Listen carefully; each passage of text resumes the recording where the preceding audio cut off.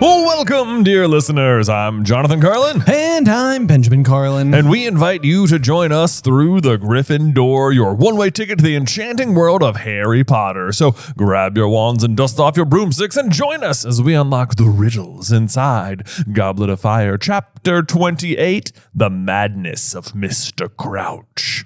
All right. We're starting to get into some real like end game situation. We are absolutely getting there. The last three chapters have all been, or including this one, have been very like exposition, lore dense, heavy, lots of information.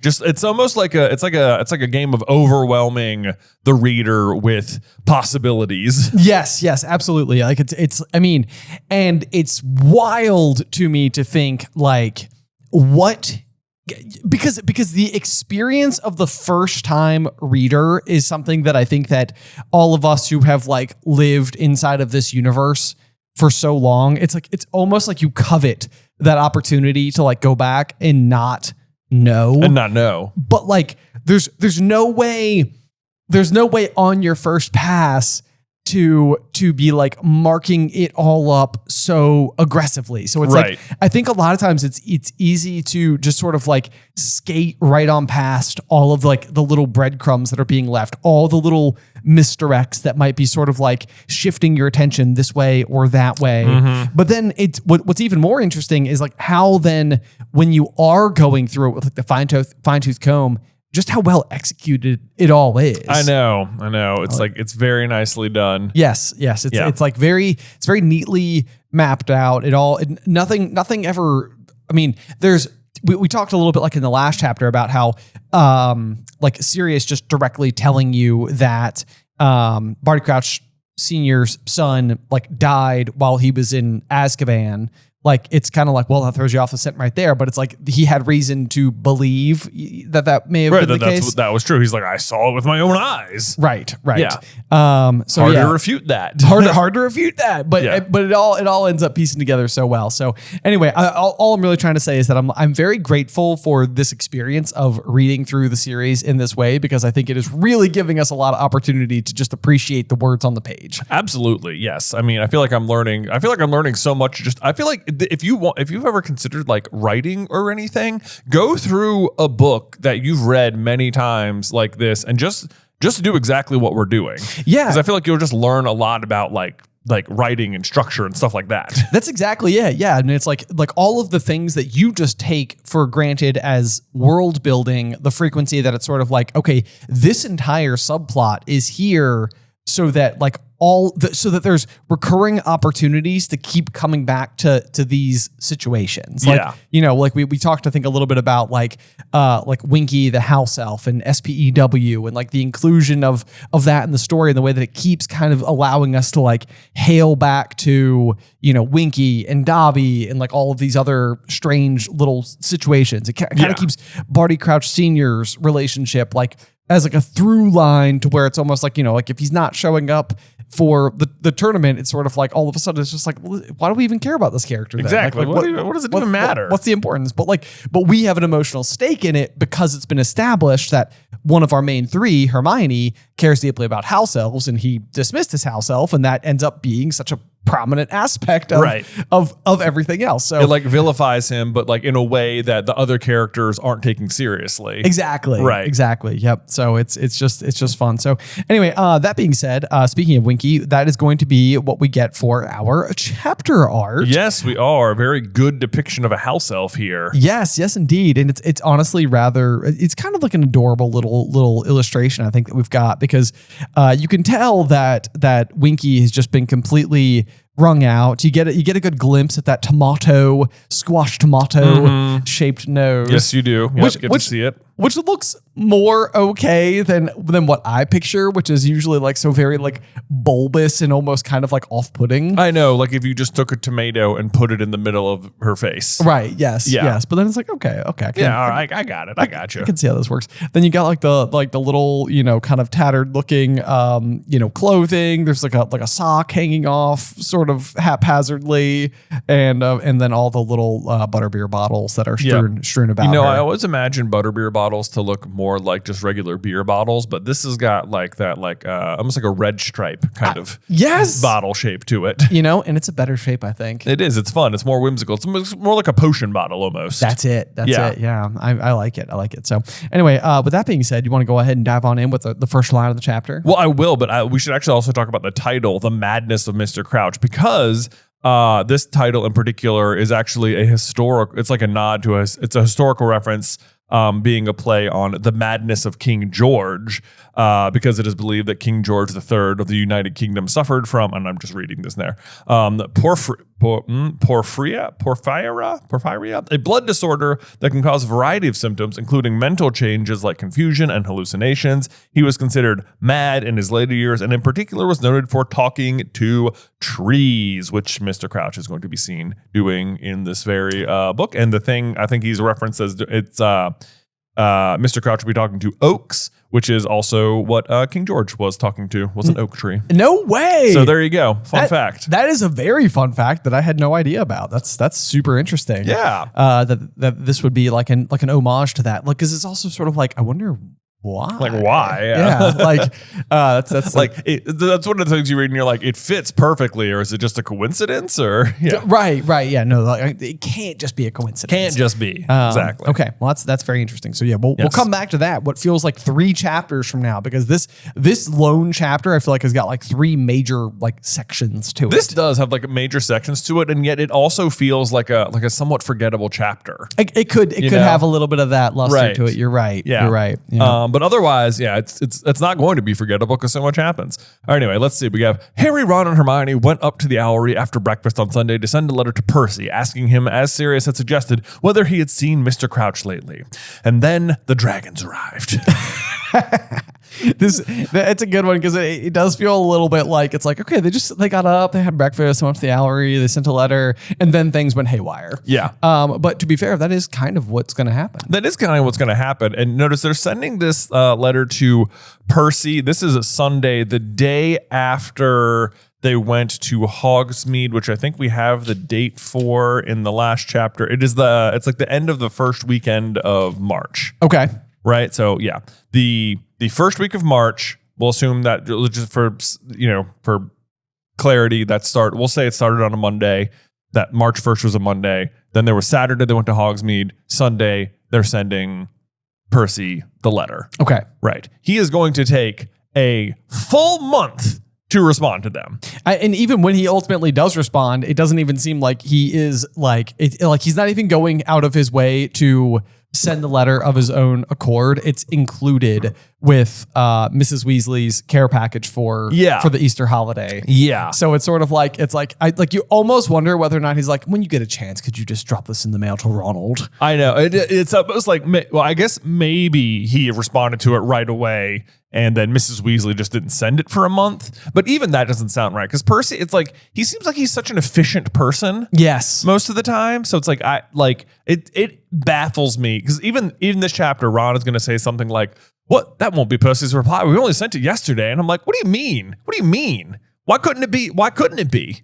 Why couldn't you expect to get mail back one day later? Well, I mean, it's hard to say. Like it's hard to know like what the owl post is like and what type of like cool down times the owls themselves may need. But alternatively, I also think that this sort of like demonstrates something that we know about Percy, which is that he just highly values work in a lot of ways, to the detriment of his relationship with the rest of the family. Yeah. So it's almost unsurprising that like Percy might take something like his job so seriously to where like he would never allow his in-tray, to become full because he's going to be so on top of everything. But then but then like maybe like, sort of set aside other responsibilities like his family, it's just sort of like backburnered, like, I'll get to it when I get to it kind of thing. I know. But it's like, if it's a month late on this kind of response, it's like, you figure just, why are you even responding at all? Well, there's that. Especially because what he's going to say is, don't bother me. Right. It's like a month later. If you haven't responded a month later, message received. Right.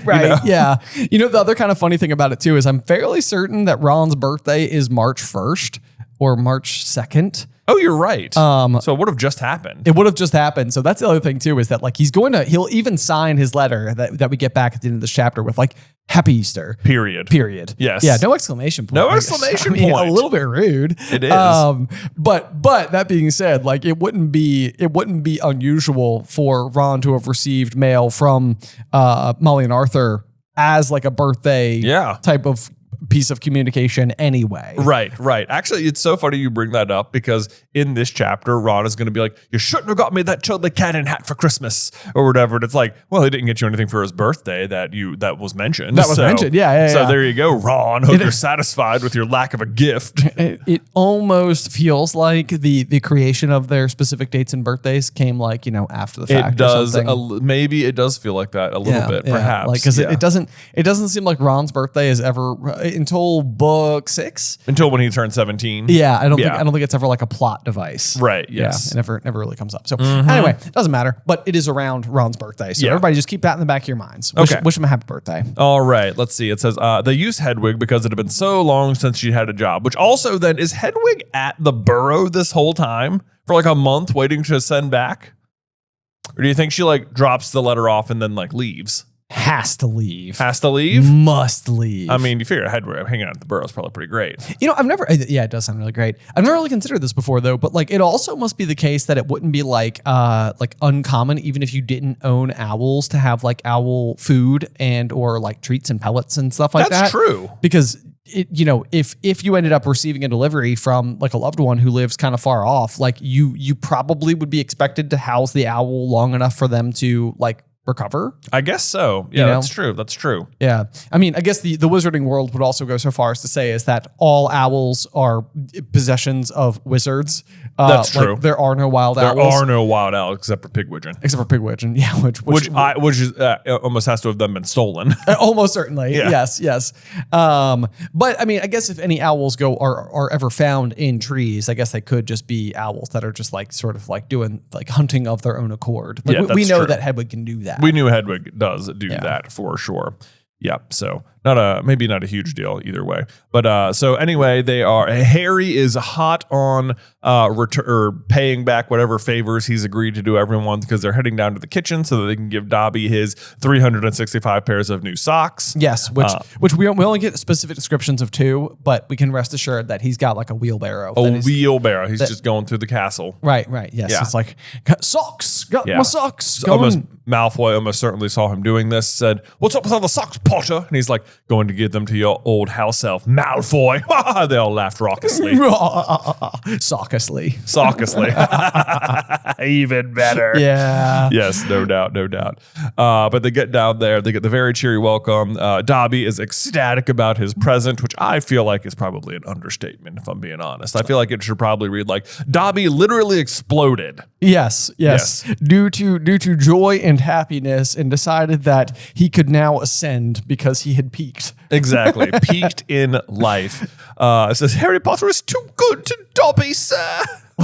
Wiping large tears out of his enormous eyes. Man, I wish Dobby was just my actual friend. Like, it seems like, can you imagine having a friend who is just so excited to see you every time? Every single time. All the time. Yes. That'd be so great. Yes. And then so Harry says something like interesting here. He says, "You saved my life with that gillyweed, Dobby. You really did." And I'm like, well, I mean, not actually. You just would have been really embarrassed because you couldn't do the task. Well, unless failure to be able to like even compete because you didn't learn how to compete would have killed you via magical binding contract. That's exactly it. Okay. Right. Yeah. I mean, that's what I mean. That's the way I'm reading it. Okay. Yeah. That certainly must be how Harry feels. Right. Or perhaps you just would have died of embarrassment. Yeah. Or that. Yeah. I mean, the Slytherins were already laughing before he even fell into the water. Look at Potter standing in water. Who's laughing raucously now, Potter? Exactly. Anyway, I thought this was kind of funny because the next line is literally, no chance of any more of those eclairs, is there, said Ron, who was looking around at the beaming and bowing house elves. And so I had highlighted this and wrote in like the line from the movie, which is Hermione being like, will you stop eating? Yeah. And then literally the next line is Hermione saying, you've just had breakfast, said Hermione irritably. And I'm like, wow. It's like this is a good transfer from page to film. Right. Yeah. It works out really well. Right. Although in the movie, it seems like she's upset with him just for eating. Whereas this, I think she's upset with him because he's asking the house elves to do things. Yeah, that's fair. That's fair. But then Harry does chime in. He's sort of like, we should get some stuff to send up to Snuffles. So they're actually using code names very effectively. I know. Now. I was like, you can remember to say Snuffles without being like Snuffles or serious Snuffles. Snuffles. I mean, yeah. It's hilarious to me that he has to use the code name Snuffles as well when Sirius already has the code name of Padfoot. You know, that's a really, really good point. It's like we could just call him Padfoot. We can just call him Padfoot. No one knows what that means. No one's gonna know what that means. Right. Don't think so. But I like that Harry is immediately like, gotta repay the favor to Dobby, get him the socks. Immediately have to follow through on getting Sirius more food. Right. Like he is like good at his like friendship commitments. Yes, exactly. Like he left these appointments yesterday, and he's like, okay, I got things to do. I got things to do.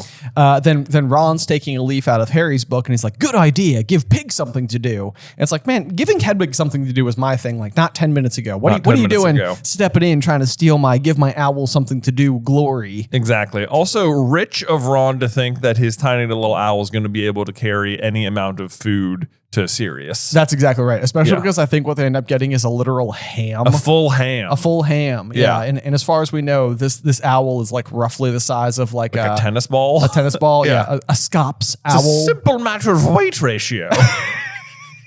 It could grab it by the husk. The old ham husk. The old ham husk, as they have them. Then Hermione chimes in asking, where is Winkey? And Dobby is like, Winkey is over there by the fire, miss. And then Hermione's like, oh dear. And they look over by the fire and they see just truly a pathetic sight. I know. She had allowed herself to become so filthy that she was not immediately distinguishable from the smoke-blackened brick behind her. That is pretty filthy. Yes, that is proper camouflage going on. Man. Her clothes were ragged and unwashed. She was clutching a bottle of butterbeer and swaying slightly on her stool, staring into the fire. As they watched her, she gave an enormous hiccup. Yep. Hiccups that I'm going to have to tell you, I could not even...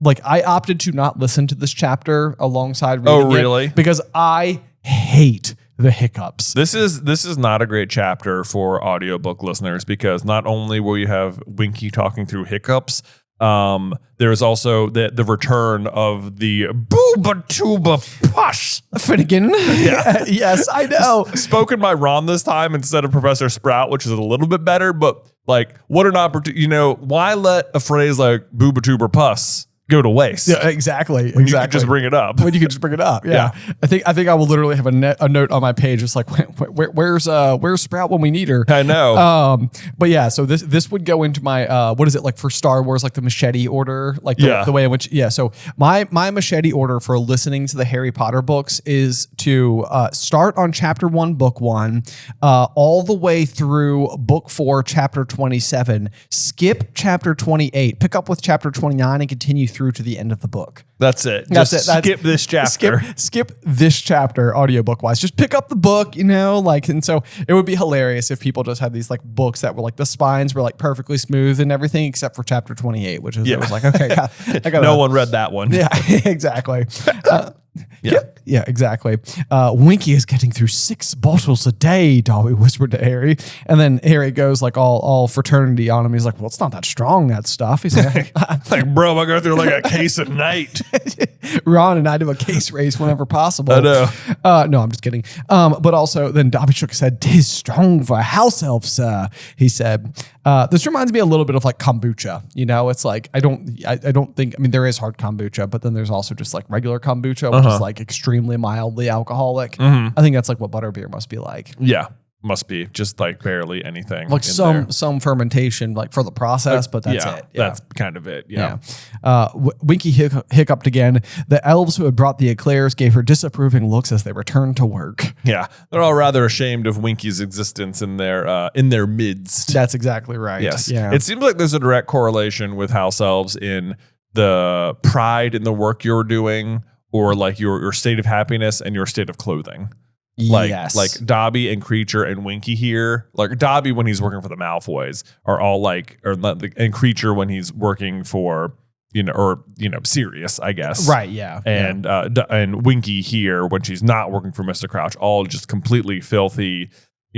Like have blended into the scum around them. Exactly. Yeah. And then once like Dobby is happy, boom, he takes immaculate care of his clothing. And when the Creature is happy, he takes immaculate care of his clothing. Yes, I think his ear hair is described as like cottony white. Right. Yeah. Yes, and it's like, ooh, he's really put himself back together. Yes. Good for him. And by clothing, I mean whatever they're currently determining are their clothes. That's wearing as clothing. Tea cozy, towel, pillowcase, these things. But yeah, so what we're learning though is that Winkey is having a very difficult time adapting to Hogwarts life. It's been like 6 months now too. It's been a beat. It's been a beat. Yeah.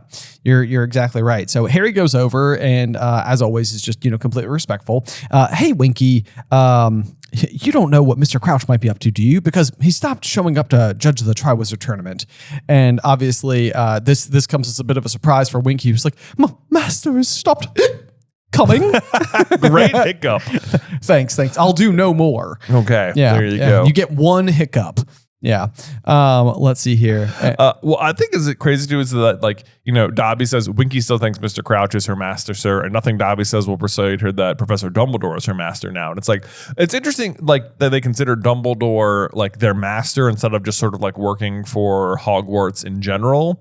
Like it is down to a single person. But we are going to see it later on in Half-Blood Prince that Dumbledore goes like out of his way to question the house elf Hokey, who used to work for Hepzibah Smith, about the locket. And it's like, man, I cannot believe Dumbledore does not come down here and try and question Winkey. It is very shocking. It is because very shocking. Like we know that he's up in the pensive. That's going to happen in the next chapter. Like looking at the trials of Karkaroff and Bagman and Crouches, and he's like got Crouch under consideration and stuff as well. Right. It's like you have Mr. Crouch's house elf, and she's not doing well, and it's like you absolutely could have gotten more information out of her, or at least gone in to check on her because I don't know. It seems like the Dumbledore thing to do. It does seem like a Dumbledore thing to do, but I could also see a world where like Dumbledore is willing to possibly like even like respect Winkey's desire to keep her master's secrets.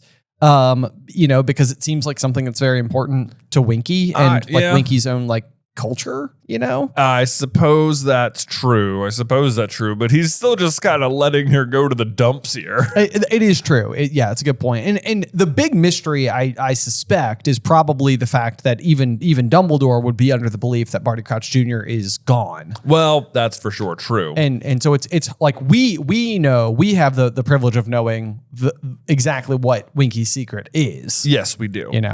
But anyways, yeah. So let's keep getting forward. So basically, this all keeps kind of contributing to the idea that like the reason that Barty Crouch Sr. is having such a difficult time is because Winkey is missing. And like it's kind of hard to know like how much he actually would have been impacted had he not basically immediately been placed under the Imperious Curse and basically turned into just like a mindless puppet by his own son. I know. It's very difficult to know because we don't actually get to spend that much time with Barty Crouch Sr. as like a high functioning, efficient member of the ministry that he's known to be. Exactly. Like we meet him at the Quidditch World Cup. That's when he's actually, himself. And then pretty much anytime you see him after that, no. No, he's not. Yeah. Exactly. Yep. Let's see here. But then we do learn though, and I'm curious if this at all would potentially lead to, at the very least, like a higher level of respect that Barty Crouch Sr. may have had for his house elf, in that he certainly was entrusting Winkey with more than just housework, which is what Winkey is telling us. Like, Winkey is not only doing housework for Mr. Crouch. Master is trusting Winkey with the most important, the most secret, and obviously she's unwilling to say what these things are. But I think that's the part of the way that like Dobby might operate, on behalf of Harry at times, where it's sort of like Harry isn't trusting Dobby like with tasks that are actually contributing to greater goals. Right.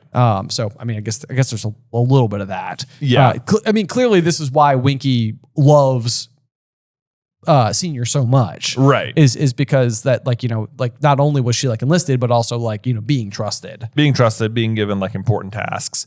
And like, I guess from Winkey's point of view, she thinks, or from like, if you're Harry, Ron, and Hermione, you're like, I don't really think it's that big a deal. Like, he can handle, cleaning his house without you. Right. But of course, Winkey knows that I wasn't just doing that. I was managing, keeping our prisoner under wraps. Exactly. Stopping him from breaking through the curse, which maybe Winkey was starting to see that maybe he was getting like closer and closer to like breaking through on or something. Right. Yeah. But then let's see here. She accuses Harry of nosing. You is nosing, you is. Yes. And then I love this response from Dobby because it reminds me so much of Dumbledore talking to the Dursleys in The Hut and the Rock, where he's like, never insult Albus Dumbledore in front of me. Oh, yeah. Because Dobby chimes in. He's like, Winkey must not talk like that to Harry Potter. Yeah. Harry Potter was brave and noble, and Harry Potter was not nosy. My note on that was like, all can be true. He can be brave and noble and nosy. It's like he was nosing. It's like, well, yeah, he is. A little bit. Yeah. Winkey does have a point here. Yeah. But it does seem like the fact that Winkey is emphasizing that she has such an important secret to keep is also otherwise just a massive red flag towards the Crouch household. I know. Well, because you've just come out of the chapter where Sirius is like, oh, I know Barty Crouch all right. He's the one who sent me to Azkaban without trial. And you're like, this guy sucks. Oh, man, don't like this guy sentenced his son to Azkaban. Didn't give Sirius a trial. Now he's got a big secret sneaking into the castle at night. Right. Yeah. There's something askew with this man. That's for sure. Let's see here. Then Winkey passes out. Yeah. And then you're just like, you know what? That's too bad. Not getting any more information out of it. And then all the house elves are like, oh, okay, let's just cover that up real quick. We don't need you guys seeing that. We don't want you to judge us based on her. We is hoping you will not judge us by all by Winkey, sirs and miss. I do love though that it says that they covered Winkey with a large checked tablecloth and tucked the ends in neatly. Yes. It's just kind of like adorable because it's like I feel like the rest of the households are like a little bit like ashamed of like Winkey's behavior, but then even the way that they like cover her up is like tidy. Yeah, it has to be tidy. Everything tidy all the time. Right. Yes. But then Hermione's like, she's unhappy. Why don't you try and cheer her up instead of covering her up? I know. Yeah. Oh, then they're trying to explain it to her, saying, "Oh, but house elves has no right to be unhappy when there is work to be done and masters to be served." And then Hermione, that's like the breaking point for Hermione. She's like, "Oh, for heaven's sake, listen to me, all of you. You've got just as much right as wizards to be unhappy. To be unhappy, right? It's like you're allowed to be unhappy, right?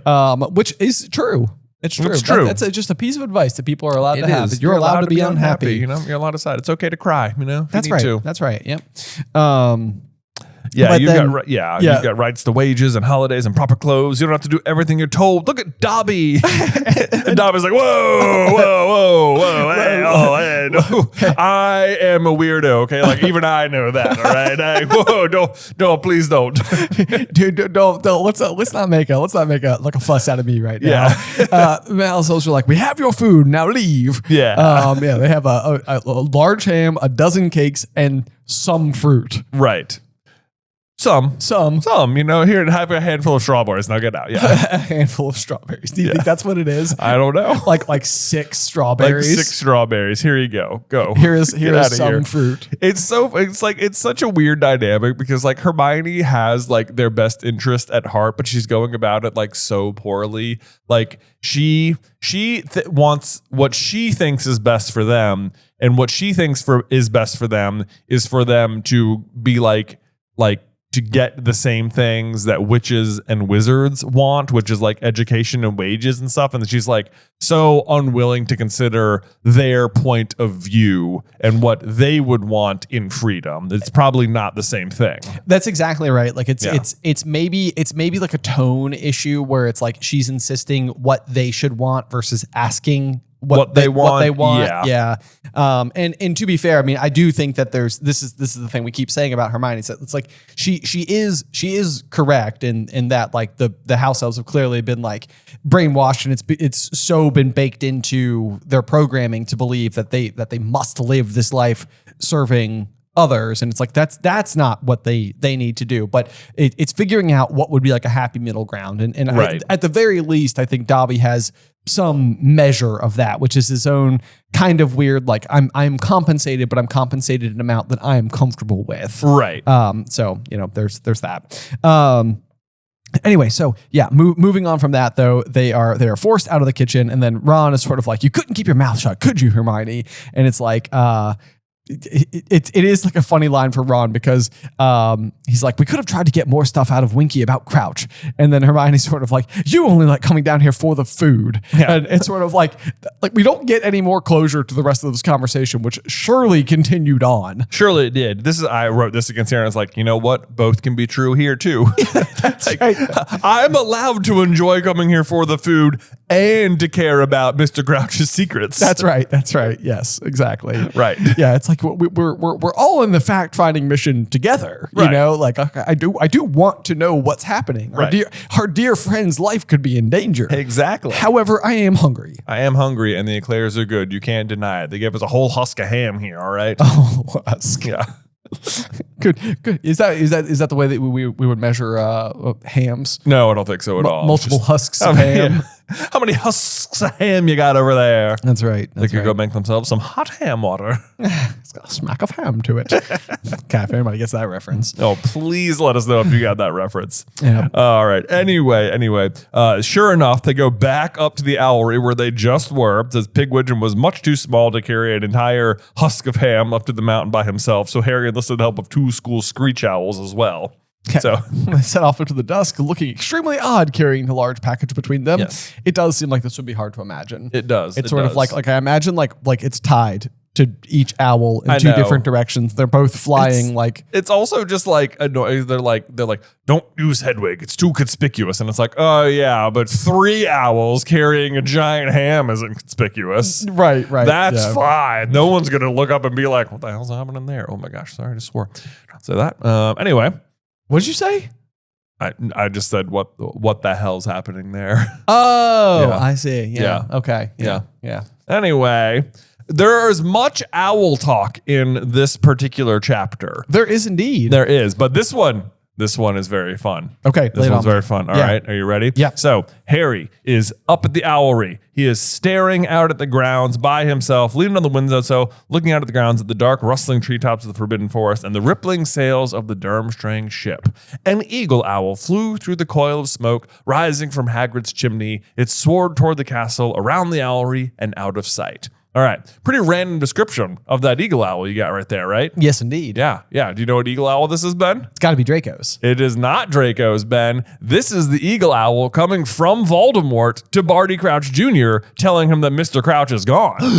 Because in the very next chapter, what you're going to see is Harry riding on the back of an eagle owl, bringing the return message that it's okay, I cleared it up. Because this is it. This is the message coming to Barty Crouch being like, look, hey, be on the lookout. Oh, wow. We got a problem here. So that's that eagle owl. Wow. Yes. Very cool. Right? Man, okay, yep, that flew literally like an eagle owl right over my head. Yeah. I was like, what on earth is with the eagle owl being mentioned here? That was exactly what I thought. I was trying to remember if it was like the first couple of days at Hogwarts this year where it says that like Draco's eagle owl landed on his shoulder with his usual box of sweets or whatever. And I couldn't remember which book that was in. I was like, is this because this is like when we're learning that he has an eagle owl and that's like of importance? Because he does. Draco does have an eagle owl, but this one in particular, I think, is Voldemort sending the message to Barty Crouch Jr. that Barty Crouch Sr. has escaped, and be on the lookout because he might be trying to make his way to Hogwarts. Love it. And that's why he's like staring at the map so intently later on. And sure enough, he spots his dad and he's like, uh-oh. Right. Yes. Okay, there we go. But yeah, so then Harry's looking out. He also sees Hagrid digging energetically in front of his cabin. So Hagrid's excited about this. Yes, he is. But you know what? Digging is fun. Yeah, I mean, digging is fun. So he's basically setting up for his NIFFLER class the next day. That's exactly right. Yes. Then we also see that Madame Maxine has emerged from the Beauxbatons carriage and walked over to Hagrid. She had tried to be engaging him in conversation, but Hagrid did not seem keen to prolong their talk because Madame Maxine returned to the carriage shortly afterwards. So yeah, jig is up. The jig is up at this point in time. This is your classic, like, you know, the relationship with Hagrid was yielding all sorts of useful information about the Triwizard Tournament, and now Hagrid is the one who is responsible for growing the hedges for the maze for the third task. And for supplying some of the beasts. So Madame Maxine is now trying to cozy back up to Hagrid after being incredibly rude to him during the Yule Ball. Yes. And Hagrid is just not having it at all, which I would say good for Hagrid. You know, like way to have that measure of self-respect. Exactly. So Harry just continues to watch Hagrid digging until the darkness swallowed him and the owls around Harry began to awake, swooshing past him into the night. That's right. Yeah, there you go. But so by breakfast the next day, Ron and Hermione are no longer sniping at each other. And even though Ron predicted that the house elves were going to be rude to the Gryffindors because of their exchange, the bacon, eggs, and kippers were quite as good as usual, which it's good to see that they're branching out from their like oatmeal and, you know, baked potatoes here. Porridge. Yeah. Yes, indeed. Look at these guys having a regular non-bland breakfast. Good for them. Good for them. But so then it's kind of interesting because you had the line that you mentioned earlier that like Hermione is looking up eagerly to see the owl delivery and everything, and Ron is sort of like, Percy won't have had time to answer yet. We only sent Hedwig yesterday.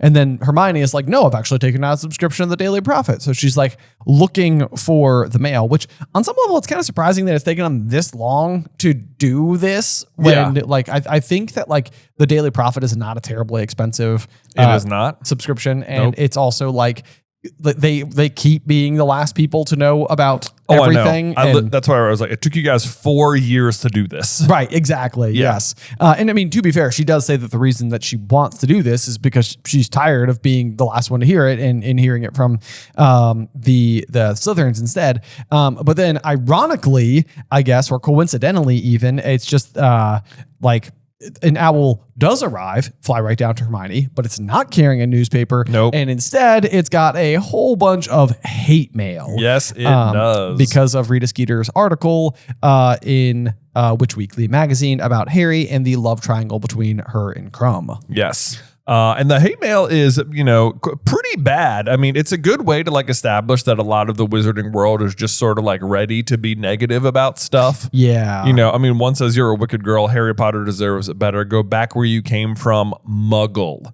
Like, that is some just prejudice on your sleeve there, you know. It's incredibly rude. Incredibly rude. So rude. And then what the next one she says, Harry Potter can do much better than the likes of you. You deserve to be boiled in frog spawn, which like, oh my gosh. I know. It's like, goodness gracious. That's so detailed. It is very, very specific. Like, I wonder if like this person writing this letter was sort of like, you deserve to be boiled in what would be particularly disgusting. What would be the worst? Yes. But anyway, I did mark that down as a little piece of trivia there. So boiled in what? Boiled in frog spawn. Yeah.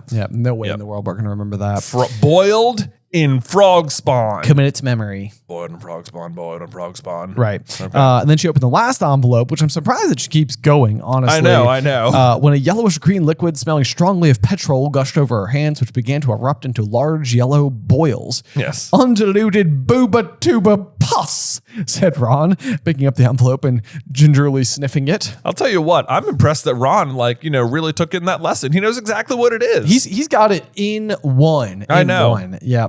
No issues whatsoever. Yeah. And then Hermione's hands just immediately start to get horrible, it sounds like. Yes, they Her do. fingers were now so thickly covered in painful sores that it looked like she was wearing a pair of thick, knobbly gloves. Ouch. Which reminds me of the wart cap powder that is in the snuff box here in Order of the Phoenix that gets over Sirius's hand. Oh, you're right. And he sort of like looks at it curiously. He's got like a like a gross glove hand. glove going hand. on. Yeah.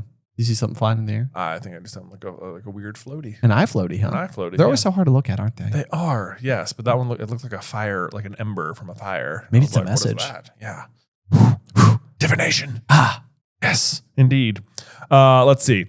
So they send her up to the hospital wing, and then I think this is funny. It says, "You bring her up to the hospital wing," said Harry. "We'll tell Professor Sprout where you've gone." And I'm like, I feel like Professor Sprout, probably the person you want to talk to. That's exactly She's right. the one who taught you about the buba tuba pus. Finnegan. I was like, she'll have hate to have missed this. I know. I was like, what? Booba tuba pus? Yeah, what a great opportunity to show the class. Right. Yep. Yes. But then let's see here. We get another one of the letters that says, "I read in Witch Weekly about how you are playing Harry Potter false, and that boy has had enough hardship, and I will be sending you a curse by next post as soon as I can find a big enough envelope." I know. And I'm curses come in large sizes? I know. I'm like, I was like, how would this work? Right. And also, why would you send the first one, letting her know you'd be sending the second one? Right. Yeah. Just wait Just wait. and send the curse. Yeah, Now she's just exactly. going to throw it in the fire. I know, right? The curse isn't even going to work. Not even going to work at all. Yeah. Right. Anyway, so just, I guess you can't think these people are super duper intelligent. They're sending hate mail to a 14-year-old girl. This is a very good point. Yeah. Yes. These are not the most reliable people in the world. No, maybe not.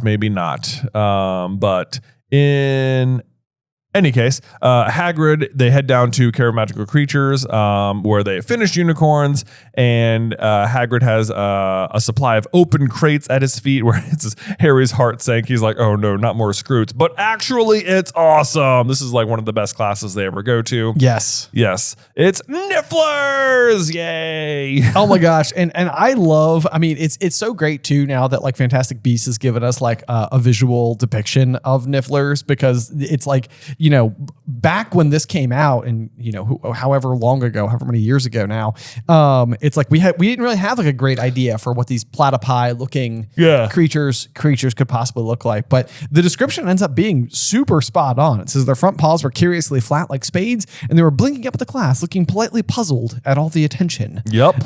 They like sparkly stuff. There you go. Look. And one of the NIFFLERS had suddenly leapt up and attempted to bite Pansy Parkinson's watch off her wrist.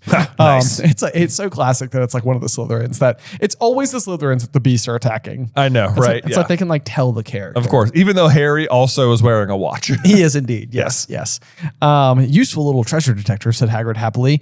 Thought we'd have some fun with him today. See over there? He pointed to the large patch of freshly turned earth. Harry had been watching him dig from the hourly window. I buried some gold coins. Got a prize for whoever picks the NIFFLER that digs up the most. Just take off all your owls and choose a NIFFLER and get ready to set them loose. This is such a fun class. It really is a fun class. It's like it's so minimally skill based, and yet you still get to see like what they're best at, and What I they're bet it would doing. just be like plain interesting. Yes. And then I get you get to find out they really were quite cuddly. And then this line, I don't know if it's just the delivery from Jim Dale, but it always like catches me off guard. It's just like, Harry, you didn't really need to say that or something. But it's like, hey, Colin, where's Hermione? She'd go to the hospital wing, said Ron. We'll explain later, said Harry. It's just like, I don't know. It's just such a weird Like, we obviously owe Hagrid an explanation big time. He needs to know all the intimate details of what happened. Right. It's like, I don't know if Hagrid even, like it's nice that you're going to tell him, but it's like, do you think it's like due information or maybe Harry's just trying to like ward off Ron before Ron goes and spills the beans. Sure. Yeah. But yeah, either way, it was easily one of the most fun classes they ever had of Care of Magical Creatures. Ron's Niffler was particularly efficient, and it soon filled his lap with coins. And Ron sort of like, can you buy these as pets, Hagrid? And it is because it is like one of those things where it's like when you hear the subscription, it's like, man, I would love to have one of these. I know. I'd be all about having a Niffler, right? And then Hagrid's sort of like, your mom wouldn't be happy, Ron. Let's see here, because I guess they go through and they would typically like wreck houses because they just keep looking for more and more. I can't believe Malfoy was not like, the Weasleys haven't got anything shiny in their house. It does seem like you would say that. Yeah. Good moment for a Draco cut in there. Right, yeah. What was that? Were you guys having a conversation over there? I just wanted to be listening in. Harry, you talking, Harry? You want to say anything, Harry? Right. Yeah. I have a thing to say because I always do because I'm Draco and I'm in love with you. What? Yes. What? I didn't say anything. Somebody said himself. Yeah. Oh, man. So that anyway, Goyle is trying to pocket a couple of the coins, and Hagrid speaks up and says, "There's no use doing that. It's leprechaun gold. Vanishes after a few hours." To which I'm like, this never make. I mean, obviously it's a setup for Ron to feel upset about the Quidditch match from earlier in the book, but like. Why would you use leprechaun gold? One, where did you get it if it vanishes after a few hours? That was exactly my question. How too. do you I get was it? And then two, like, weren't you burying these last night? Like, it seems like a really dumb idea to hide a vanishing thing as part of your class. Because like, what if you buried it and then they just disappeared and the Nifflers are like, we can't find it, and it's like, maybe I shouldn't have used things that disappear. Right. Yes, it's like the invisible book of invisibility. Right. Yes, exactly. It's like they're around here somewhere. They're around here somewhere, except they're not. They're not. Yeah. But no, it's also, I think, like a little bit of a setup because it's just to like very, very, very gently remind you that this is a thing. Like we're gonna have the whole situation with Ron feeling like a little bit like frustrated with like their own family's income and everything, and his sense of being poor. But then it's also because like Fred and George have been sort of like... We're also paid in leprechaun gold. They were paid in leprechaun gold. So just as like a reminder that this vanishes. Well, this isn't even a reminder. This is when you're learning about it. Oh, yeah, true. Yeah. That's a good point. Like, but up till now, you just assume that, Ludo Bagman actively paid them out. And like, you would have no reason to doubt any of it. So you wouldn't be able to connect the dots yet. That's a very good point. Yeah. And now the answer comes, 24 chapters later in a different setting. Man, this is so silly because I feel like, yeah, you're right. It's like you would think that would be the other thing is that like Fred and George clearly like killed it with their bet. Yeah. And so maybe the fact that they've been like, selling all of these like random inventions of theirs, you're sort of like, oh, look, see, they're putting the money to use. Like that's what they're using it for. Yeah. But then also it's sort of like, yeah, okay. Yeah. I feel like we should be better at sussing out what's going on with them. Right. Because they don't have all this money all of a sudden. Right. Which they otherwise would. Yeah.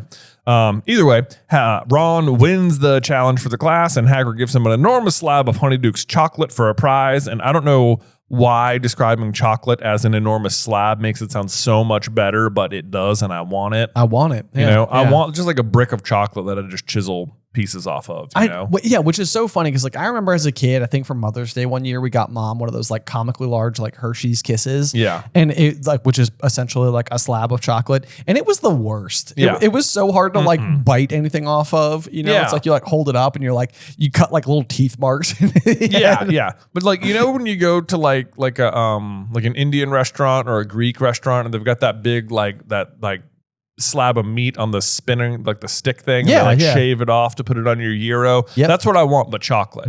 I want a big, just like slab of chocolate on a stick that spins, and I've got a little hammer and a little chisel, and I just go. It does sound pretty great. Yeah, right. That's what I want. That's what I want. Right. Okay. Where do I get? Right. Yeah. Well, I don't know. Maybe we invent them. Yeah, but it has to be. Then the thing is, it has to be like tempered chocolate, so it's not just like melting, in the middle of the day. That's a very good point too. Yeah. It's gotta be good chocolate. Good chocolate.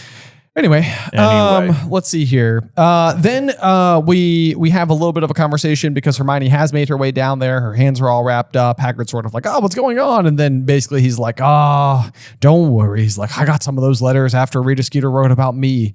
Like, you're a monster. You should be put down. Your mother killed innocent people. And if you had any decency, you jump into a lake. What? Your mom killed people, so you should jump in a lake. Right. Yeah. It's also interesting that the responses that Hermione was getting is that you should be boiled in frog spawn. Right. And Hagrid's is jump in a lake. Jump in a lake. It seems like people are much more upset about Hermione playing with Harry's heart than Well, I think by jumping in a lake, they mean go like drown yourself. I do follow, but there's a piece of me that just sort of thinks it'd be funny to see Hagrid totally. You haven't got any decency and go for a nice swim. Cannonball! Boy, I bet he makes some big splashes. A hearty splash for sure. A hearty splash, yes. Yeah. But Hagrid has some sage advice. Just as they're just nutters. Don't open them. Chuck them straight in the fire. Which I was just like reading this and I was like, this is like Hagrid would be a great YouTuber. Just don't read the comments. Don't read the comments. Don't read the comments, Yeah. I mean, honestly though, it's like one of those things where it's like you gotta at some point in time just be like, yeah, there's gonna be someone out there who's gonna say something negative, and you just gotta know that it's. That's them. You can't hold out for universal popularity, which is basically what Dumbledore tells Hagrid, and now he's telling Hermione. And that's it. Yeah. Yes. So at least he took the advice. Exactly. Exactly. Yeah. Now he's passing it on, and that's not to say we do not read all of our comments. It's just that we get a lot of comments, and eventually you can get very toxic. I'm sure you know exactly what we're talking about. Yeah. I don't think you have to explain to people on the internet that comments. First rule of the internet is don't read the comments. Right? Yeah, Everyone knows that. Everyone knows that. Yeah. Anyway, let us know at the end of this episode what you thought about the show. Yeah, down in the comments below. Please tell us. So then though we kind of have the situation where Ron looks really preoccupied with the chocolate that Hagrid has given him, and then Harry's sort of like, what's wrong? Wrong flavor? And Ron's sort of like, no. Why didn't you tell me about the gold? And Wrong Harry's like, flavor. It's chocolate. It's chocolate. Sorry, certainly it's chocolate flavored. Chocolate flavored, exactly. It's like, yeah, I prefer 80% cacao. Yeah. It's just Hagrid's got the percentages all wrong. I finally win and I can't eat. I wanted 70%. I can't pair it with that Chardonnay. Yeah. Don't you pair chocolate with Chardonnay? I think chocolate and red wine go together. Yeah, that's a good point. Yeah. Okay, so I really beefed that one. Yeah. Ham husked it. You really hammed that one up, bro. That's right. But anyway, so Harry is just completely oblivious. The gold I gave you at the Quidditch World Cup, said Ron. The Leprechaun gold I gave you for my Omnioculus in the top box. Why didn't you tell me it disappeared? And that's like, Harry's just sort of like, I don't know. I never noticed it was gone. I was more worried about my wand, wasn't I? Yeah. Not great tact here. I also think it's rich of Ron to feel like this countered is paying him back when gold was raining from the sky and Harry was collecting it too. That's true. That's true. It's like, yeah, well.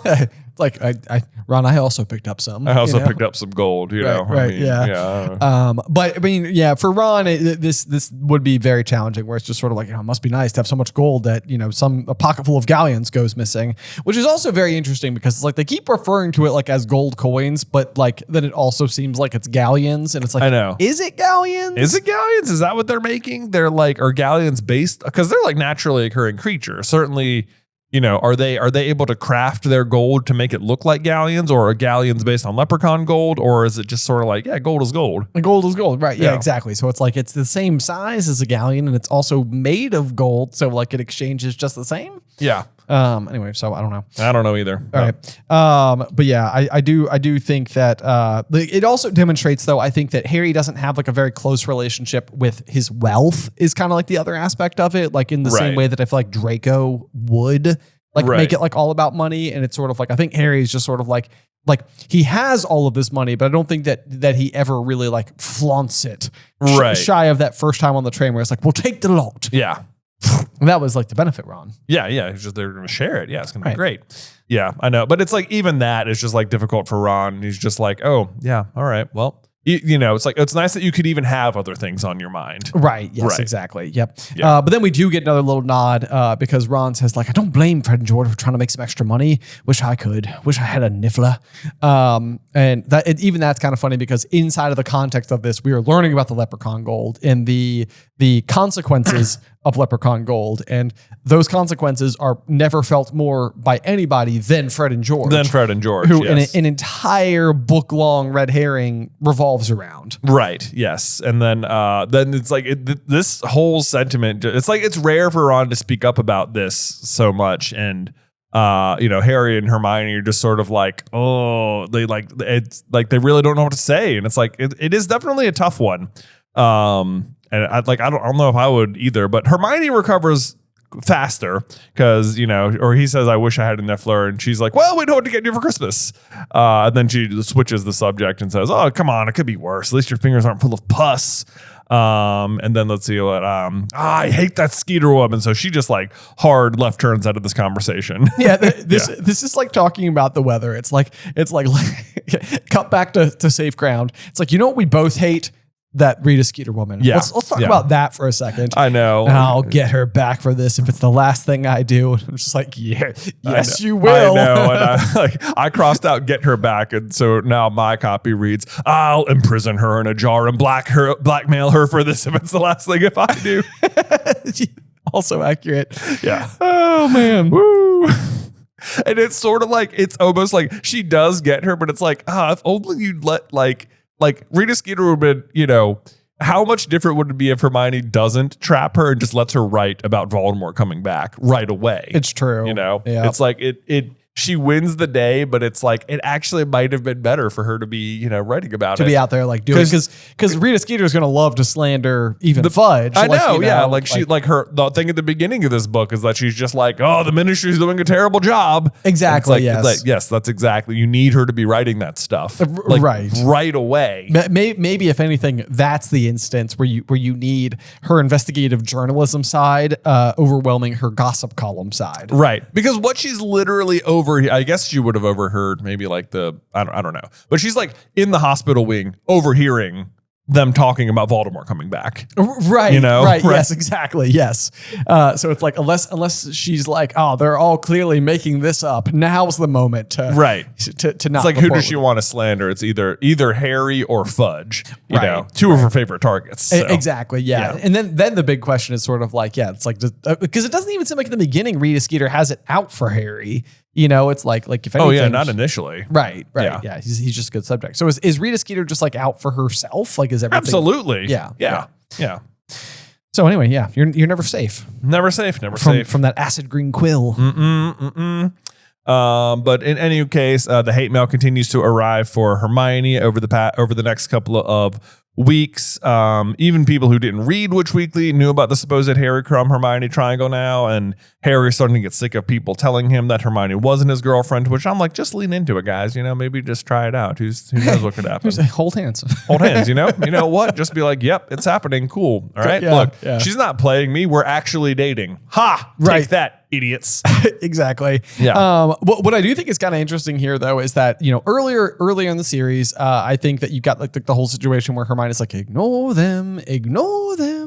Yeah. And really what's bothering her the most in this situation is not necessarily like the damage to her reputation that's going on. It's that she can't figure out how she's doing it. Right. And it's like, for someone as logic driven as Hermione is, it's like, this is driving her crazy. It's like, I want to know how she's listening into private conversations when she's supposed to be banned from the grounds. Yeah. It's like, this doesn't make sense. And it's like, because she can't reconcile it, she can't like calm down. Right. It's making her so angry. And is driving her crazy here. Yeah. So, but then she's like, you know, she's determined to figure it out because she hangs back after their next defense against the Dark Arts lesson to ask Moody if he saw anyone under an invisibility cloak. And I love how it says how their class, what is this? The rest of the class was very eager to leave. Moody had given them such a rigorous test of hex deflection that many of them were nursing small injuries, which when it sounds like, oh, that's Moody. He's just being tough. And it's like, what's actually happening is Barty Crouch Jr. is like,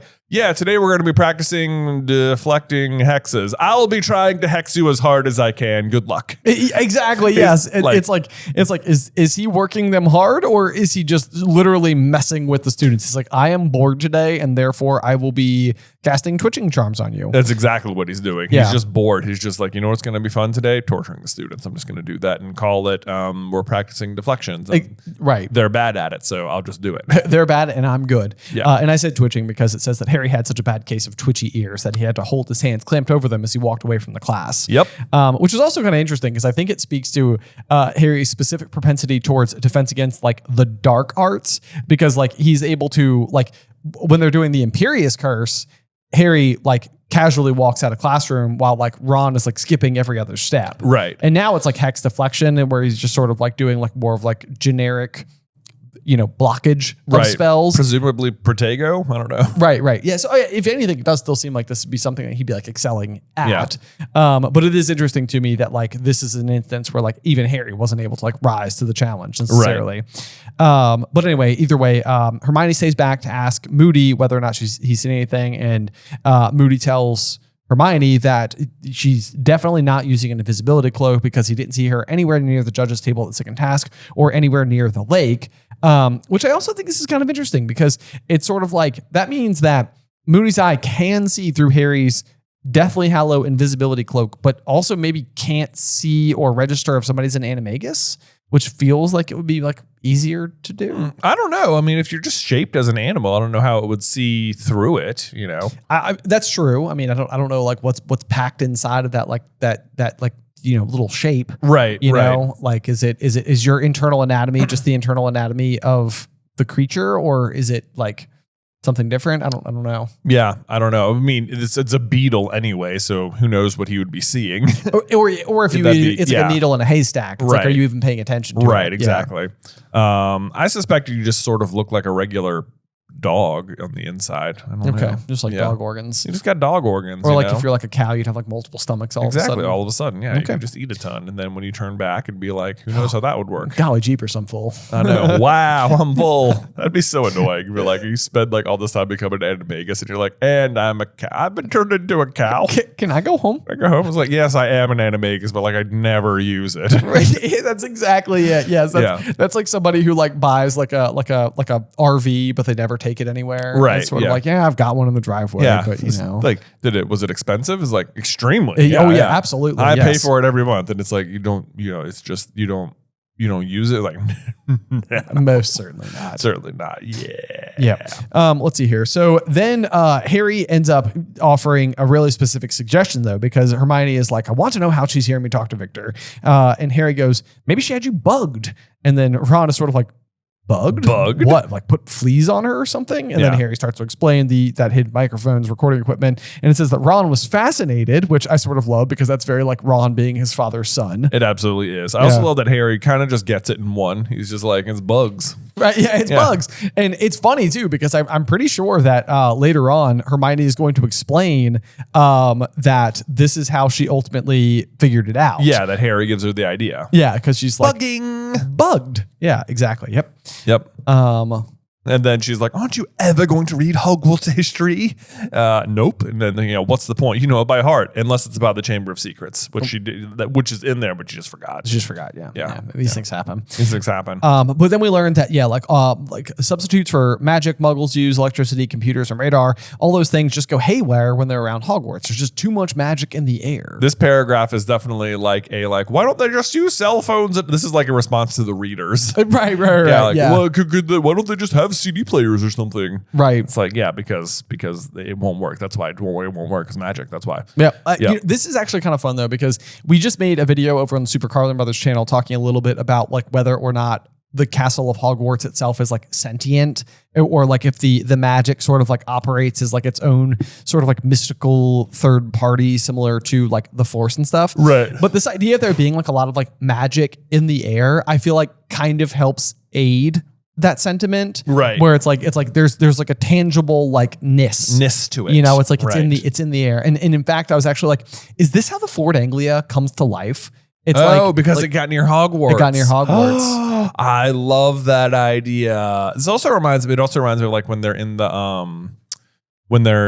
the cave looking for the Horcrux locket, and Dumbledore's just sort of feeling around, like when he finds the chain on the ground, he's just sort of like, and he like pulls it out of the air. Yep, like certain brands of magic like leave a trace. Yeah, and it's like, I could just sort of feel it here. It's just sort of like, oh, whoop. Yep, there is a chain. There it is. Yep, exactly. Yes, and then I love the end of the sentence too. It says, if I could just find out what it is. Ooh, if it's illegal, I'll have her in a jar. It's like, I'll keep her prisoner and commit my own crime. Hermione gets a little unhinged at the end of this book. She does. Yeah. She does not like to be eavesdropped on, which is fair. People don't like that. People don't like it. Let's see here. But then Ron is sort of like, haven't we got enough to worry about? Like, do we have to have a vendetta against Rita Skeeter as well?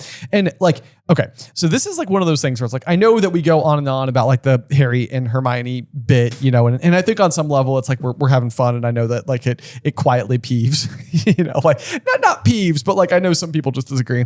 But like, shouldn't this be bothering Ron more? What, the eavesdropping? Not the eavesdropping, like everything to do with like the Rita Skeeter Hermione situation. Because it's sort of like perpetuating this idea that Hermione has these like two boyfriends, neither of which like he can fully confirm. He's, I'm sure he's fairly certain that Hermione's not quietly dating Harry right next to him. Yeah. But like it seems like if you're Ron here, you're sort of like, what is up with this? Or even like leaning into the possibility that like Rita Skeeter is telling the truth and then holding that against Hermione, which would be an immature thing to do. Yeah. But like Ron at this stage is kind of immature at That's times. for sure. Yeah. So I'm surprised that this whole thing is not bothering him more. Like he's not more fussed with it. That's true. Okay, we have an answer to our question from earlier. Okay. So first off, we hear that Harry is working flat out just to get through all their homework. Though he made a point of sending regular food packages up to the cave and the mountain for Sirius. After last summer, Harry had not forgotten what it felt like to be continually hungry. I like that Harry is just like, yep, no, I understand. I completely understand. Right. Can't be living off of rats up there. No, so not at all. Good for Harry. But he encloses notes, but they were still waiting for an answer from Percy. Which, though we mentioned this earlier, how long is it going to take? It's about a month. And at this point, like Muggle mail would be faster, I think. Right. But so we wondered, like, is Hedwig there the whole time? And it sounds like yes, because it says Hedwig didn't return until the end of the Easter holidays, which if you recall, this is taking place they send the letter at the latest on March 7th. And this is the end of the Easter holidays. The earliest Easter can be is March 31st. And that's like rare because I know that because that's our mom's birthday. Yeah. But usually this is in April and this is the end of the Easter holidays. So this is like a full month later. Right. That Hedwig, and it's like how inconsiderate. Like what if Harry needed to send other messages? It's true. Like I need my owl, please. Please send my owl back with a response. Come on. Pronto haste, especially because I feel like there are instances where Hedwig is sort of like, bother them until they send me a response. I know. And like Hedwig will do that. I know. And it's like, come on, dude, this is a fairly important response. It is. Yeah. Yep, absolutely. Yeah, but it comes back with the Easter package from Mrs. Weasley, who has sent them all chocolate eggs. Harry and Ron's were the size of dragon eggs and full of homemade toffee. These would be huge if these are to be the same size as like the egg that Harry got. Shoot. Man, right? Having the idea, I love me some toffee. I've made it myself and everything too. And I mean that is a lot of toffee. Yeah, it is. If these dragon egg sized chocolate containers are full of it. Yeah. That sounds so good though. Hermione's, however, was smaller than a chicken egg. Wow. And her face fell when she saw it. Wow. Your mum doesn't read Witch Weekly by any chance, does she, Ron? Yeah. Sure, Ron. Get it for the recipes. Yes, this is another sentence. You can just get this chapter on the audio, but get it for the recipes. It really it's like I love Ron and I want to punch him in the face here. I know. And it's like it's not his fault. It's just like the delivery is just so skin crawly. I know. Yeah. But it is surprising to me that Mrs. Weasley takes the article so seriously because even earlier in this book, she was just like, oh, Rita Skeeter. Oh, but I don't like her very much. All I can think is that this is speaking to the like kind of like irrational love you would have towards your own children, which is how she views Harry at this point. Yeah. And it's just sort of like it's one thing to have Rita Skeeter like insulting her husband and her frustration with that. But then like if it is leading her to believe that like someone who she sees as a son is being mistreated, she's like, I no, like I can't, it's like, I can't stand for that. Like this is a situation where I will not be rational about things. Right.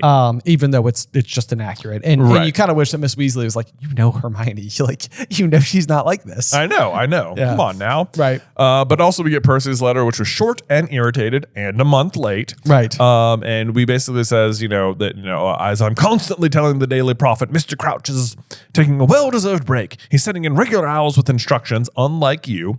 No, I haven't actually seen him, which like, okay, right. Red flag. But I think I can be trusted to know my own superior's handwriting. Wrong. And then he ends it with Happy Easter, period. Yes. Please don't bother me again unless it's something important. But yeah, this whole letter is just full of like, it's like, what? Because it's just like Mr. Crouch is taking a well-deserved break. It's like, so from Sirius's perspective, it's like, if he's ever taken a day off of work, he'll eat buckbeak. Right. And like, so that basically what that's telling us is that this is a man who does not take sick days. He does not take vacations. Like this is somebody who shows up and is at work all the time. Workaholic. And it's sort of like at this point in time, it's like taking a well-deserved break. It's like for months, like this has been a long time. I know. And he's just apparently at home with nobody. Right. Yes. Yeah. Like right. he's just at his house all by himself. It's sort of like, come on, Percy. Like even you must realize that this is like getting weird. And what's even weirder is that he waits this long to send the letter. And as of this point in time, Senior is like officially on the loose. Because he's now like broken free. Right. This is after we had that eagle owl earlier. Yes, exactly. Yeah. Which again would also be like over a month ago. I mean, it looks like when he gets there that he's been like walking basically from his house to Hogwarts right. in very disheveled, crazy person state. Right. Yeah. Yes. Yeah. So I mean, it's really remarkable that it even makes it that far. Yeah, it is. So there's that. I'm laughing at a note that I wrote here because I forgot doing it, but it says Happy Easter. And I wrote, I don't think he means it. I don't think he means it. Yeah, I don't think he does. I don't think he means it. He's just like, oh yeah, I guess I should do this. Yeah. So then anyway, we get a little page break here and it says the start of the summer term would normally have meant that Harry was training hard for the last Quidditch match of the season. And I'm like, the start of the summer term here? Yeah. Isn't this the spring term now then? You would think so. Yeah, I think that's a misprint. Right. I think it should say spring term. Because you don't go to school in the summer. Right. Yeah, you're right. That's just like a weird choice of phrasing. It's like, it's just after Easter. This is absolutely spring now. It's spring because June does, I'm sorry, summer doesn't officially start until like June 21st. June 21st, yeah. So it's like, we're definitely not in June 21st territory. We're definitely not, yeah. So weird. Anyway, but then, so if you remember, we started this chapter at the latest on March 7th. We just got to the end of the Easter holidays. And then in this paragraph, we're going to say like Harry also had to prepare for the Triwizard Tournament for which but he still didn't know what they would have to do. Finally, in the last week of May, Professor McGonagall held him back in Transfiguration, which like, oh my goodness. This chapter has spanned from the first weekend in March to the last week in May. Yeah. So like, some serious passage of time going on here. This page jumped from like the first week in April to this page alone jumped 8 weeks. Okay, so now it really is starting to get bonkers because like Senior has been gone for a long time. Long time now. So that's even crazy because like we have long had the theory or the possibility in the back of our minds that like Percy himself could be under the Imperius Curse. Yeah. And it almost seems like that must just be the case here because if he's like, no, I haven't actually seen him, but I'm getting regular owls with instructions. But it's like, you haven't been getting regular owls for a minute. Yeah. If that eagle owl observation is correct. You know, it almost makes it seem like Percy is reaching, like he is only responding to this letter when he's like in his own state of like denial or something, or otherwise he is just being openly misleading of his own accord. Right. Yeah. He's just lying about it. Right. And so I think I can be trusted to know my own superior's handwriting. And it's like, even that line makes it sound like if like it's not his handwriting at this point, though. It's got to be like Wormtail's, you know? Right. Yes. You either have your doubts or you are being forced to say this. Yes. Yeah. You're getting letters from your old rat now. Right. Oh, weird. That is so true. Hey, Percy, it's me, Scabbers. Yeah, he is being manipulated by his own former pet. That is so weird. Oh my gosh. That's honestly, it's kind of great. That is. Okay, sorry. So let's see here. So now, yes, but now the third task is upon us. We're getting the instructions that he needs to go out to the Quidditch field at 9:00 tonight. Why 9:00? It's like we're going. It's got to be sundown. Oh, I know. Yeah, at 9:00. You're right. You're right. It is straight up dark outside. Right. Yeah. So the fact that they could even say like, I'm sure you can see what we're doing here, and I'm like, actually, it's pretty dark. It's super. It's 9:00 in May. Yeah. 9:00 in May. So May 9:00. It's dark at 9:00 anywhere. It is May 30th, just for reference. I have this information on my watch in front of me. So it's May 30th as of recording. And my watch tells me that I will have sundown today at 8:33 p.m. So there you go. I guess they do meet at 8. Well, they head down at 8:30. Right. Yeah. 9:00. It's ridiculous. Right. Yeah. Why on earth would it be 9:00? Either way, they run into Cedric. What do you reckon it's going to be? Cedric asked Harry as they went down to the stone steps into the cloudy night. Yeah, night. There we go. Yeah. Cloudy too. So yeah, cloudy. Not even. Yeah, even if there's the lightest bit of sun out. Too bad. Yeah. Fleur keeps going on about underground tunnels. She reckons we've got to find treasure. Oh, you know what that means? Cedric and Fleur still talking. Still talking. Keeps going on. That phrasing isn't just like, oh, I ran into Fleur. She thought it might be this. Keeps going on means multiple conversations in which Fleur has brought up underground tunnels. Yeah. Which I also think this is kind of interesting because she goes on to marry Bill, and what Bill does for Gringotts is collect and bring back treasure. Oh, that's true. So like it almost makes you wonder if like Fleur has some type of like propensity towards like treasure hunting herself. Although, do you think maybe Fleur thinks it's underground tunnels and finding treasure because Madame Maxine knows that Hagrid is submitting creatures and she saw him doing the Nifflers? 1,000%. That is absolutely That is it. definitely what it. Oh my gosh, you're right. I even wrote how specific, but like on my page, like okay, yep, nope, that's definitely what it is because Madame Maxine is attempting to get like whatever she possibly can out of Hagrid, right? And all he was willing to say is that I'm digging up this dirt to bury coins, right, for the Nifflers. For the Nifflers, yeah. Wow, right. Oh, it's right there. Right, man, that's pretty good. What do you think Cho thinks about Fleur de la Cour? I don't know. Nothing good. She's even warming up to Harry at this point in time. I know. Cho's over there like, come on. She's like, one of these Hogwarts boys. I mean, can they see me? Too bad she picked the only two boys. Maybe this is why she likes Fleur, but like Cedric and Harry, because they're not able to be put under her spell.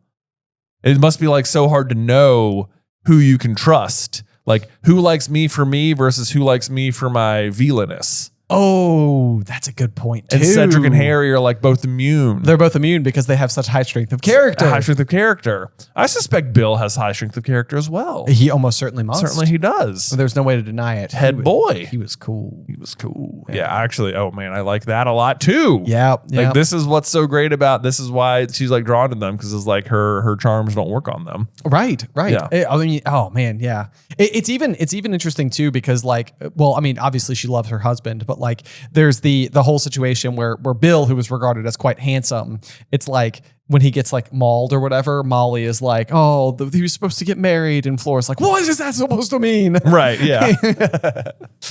She's like, he likes me for me and I like him for him. Yes. Because I know what him is. Exactly. And because it's like he likes me for me, and because it's like, yeah. Because it's not because of my Vila charms. Yes, exactly. That's what I was trying to say. I was like, as I was saying this, I was like, does this make sense? But yes, it does. Yes. Yeah. All right. There we go. Man, what else? That's a fun little subtlety right there. That is. If we are in fact correct. Of course we are. Yeah, of course we are. Come on. They walked out to the Quidditch stadium, and Harry and Cedric are both indignant.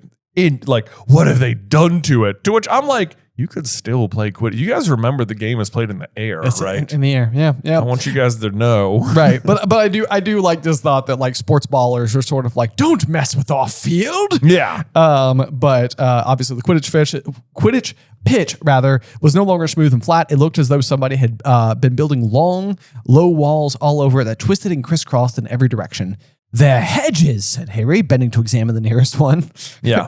Yeah. Way to go, man. Good one. What do you reckon these things are? Bushes? I'd call them hedges. I hide behind the Dursleys all the time. All the time. Don't want to brag or anything. So I won't. So I won't. That's the end. That's the end. Yeah. But so anyway, so Ludo Bagman walks over. Harry and Cedric made their way toward them, climbing over the hedges. Fleur beamed at Harry as he came nearer. Her attitude towards him had changed completely since he had saved her sister from the lake. Very good flower pot moment there. Yes, indeed. Yep. What do you think? Said Bagman happily as Harry and Cedric climbed over the last hedge. Growing nicely, aren't they? Give them a month and Hagrid will have them 20 feet high.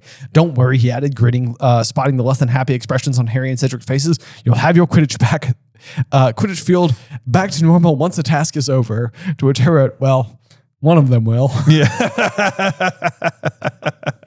Oh no.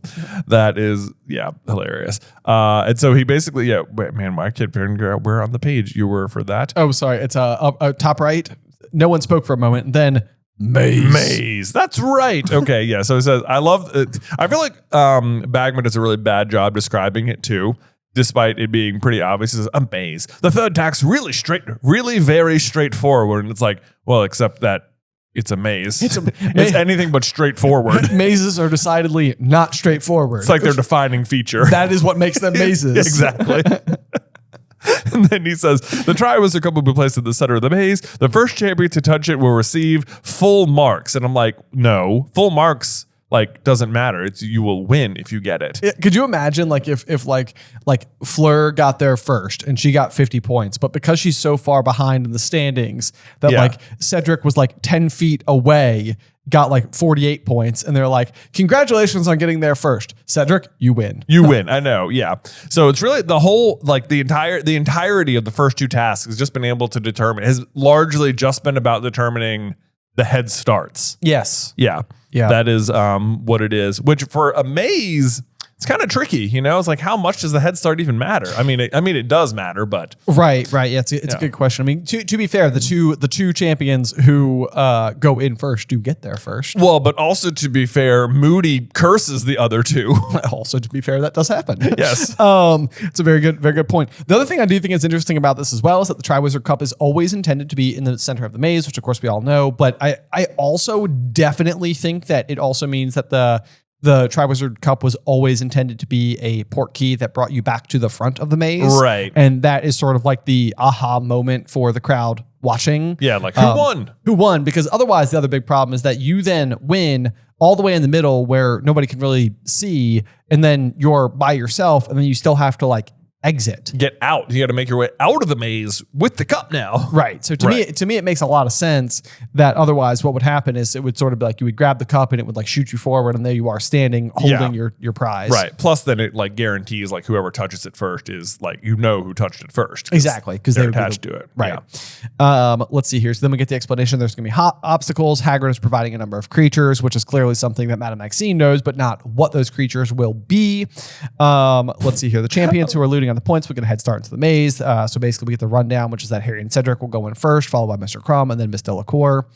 I know, he says, should be fun, eh? I love Harry's responses. Harry, who do only do well the kind of creatures Hagrid was likely to provide for an event, thought it was unlikely to be any fun at all. Yeah. Which, how right you are. It is zero fun. Right. However, he nodded politely like the other champions. This is kind of one of those things too, where it's all of these people were vying for the opportunity to do this exact thing, and then they all seem just kind of exhausted with the process. Yeah. Yeah, I'm sure it'll be fun. I'm sure it's going to be exhausting and scary too. Yeah, right. And then this is it says, very well, if you haven't got any questions, we'll go back to the castle, shall we? It's a bit chilly. Which I'm this was such an informal meeting that took 30 seconds. Right. It's like everyone meet me out there at 9 o'clock in the dark when you can't see the maze. And you get out there and it's like, well, we've got a maze. First to the center wins. And it's getting a little cold if you ask me. Let's head back up. Let's go back inside the castle. It's like all right. Yeah. Feels like you could have told us this inside. But maybe this was just a weird opportunity to get everybody on the ground so that other things can happen. Yeah. Maybe. Yeah, because that is exactly what's going to happen here. Both Krum and Bagman are going to try and snag Harry, while Fleur is obviously like, well, you three dummies, I'm going to head back up with Cedric and talk about what other things. What do you think, treasure hunting? What do you think, treasure hunting? But yeah, so anyway, then Krum taps Harry on the shoulder and says, could I have a word? To which I was like, that's never good. And then Harry's like, yeah, all right. And then he says, will you walk with me? And I was like, oh, it's just getting worse now. Yeah. And I was like, this is like one of those situations where it's like, oh man, when somebody like pulls you aside to like have a conversation, it's like, this is I did something to upset you. Oh boy. I'm about to be accused. Meanwhile, Bagman's been cut off entirely. He clearly was about to say the exact same thing. That's exactly right. Yeah, he's looking a little perturbed. I'll wait for you, shall I, Harry, shall I? Yeah.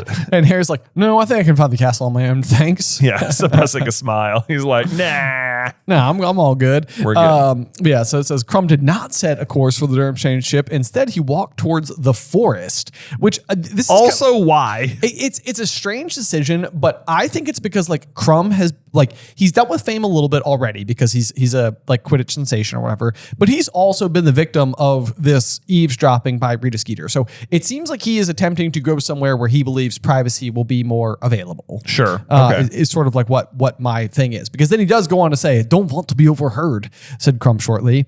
And so then immediately, like once they get into the forest, he turns to Harry and he says, "I want to know what is there between you and Hermione?"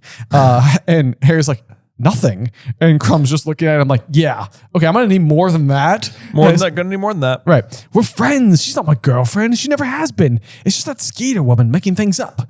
And then Krum's like, she talks about you a lot. And Harry's like, yeah, because we're friends. I feel like this entire conversation makes Krum look doesn't make him look great, okay? Because he says, the whole thing, he says, yeah, I want to know, he said, what is there between you and Hermione? It's like, okay, first of all, that article came out at the latest, again, in Witch Weekly on March 8th, right? Right. It has been 8 weeks. No, longer. Longer. It has been, right? Because it's March to April. 8 weeks seems right. Yeah. Right?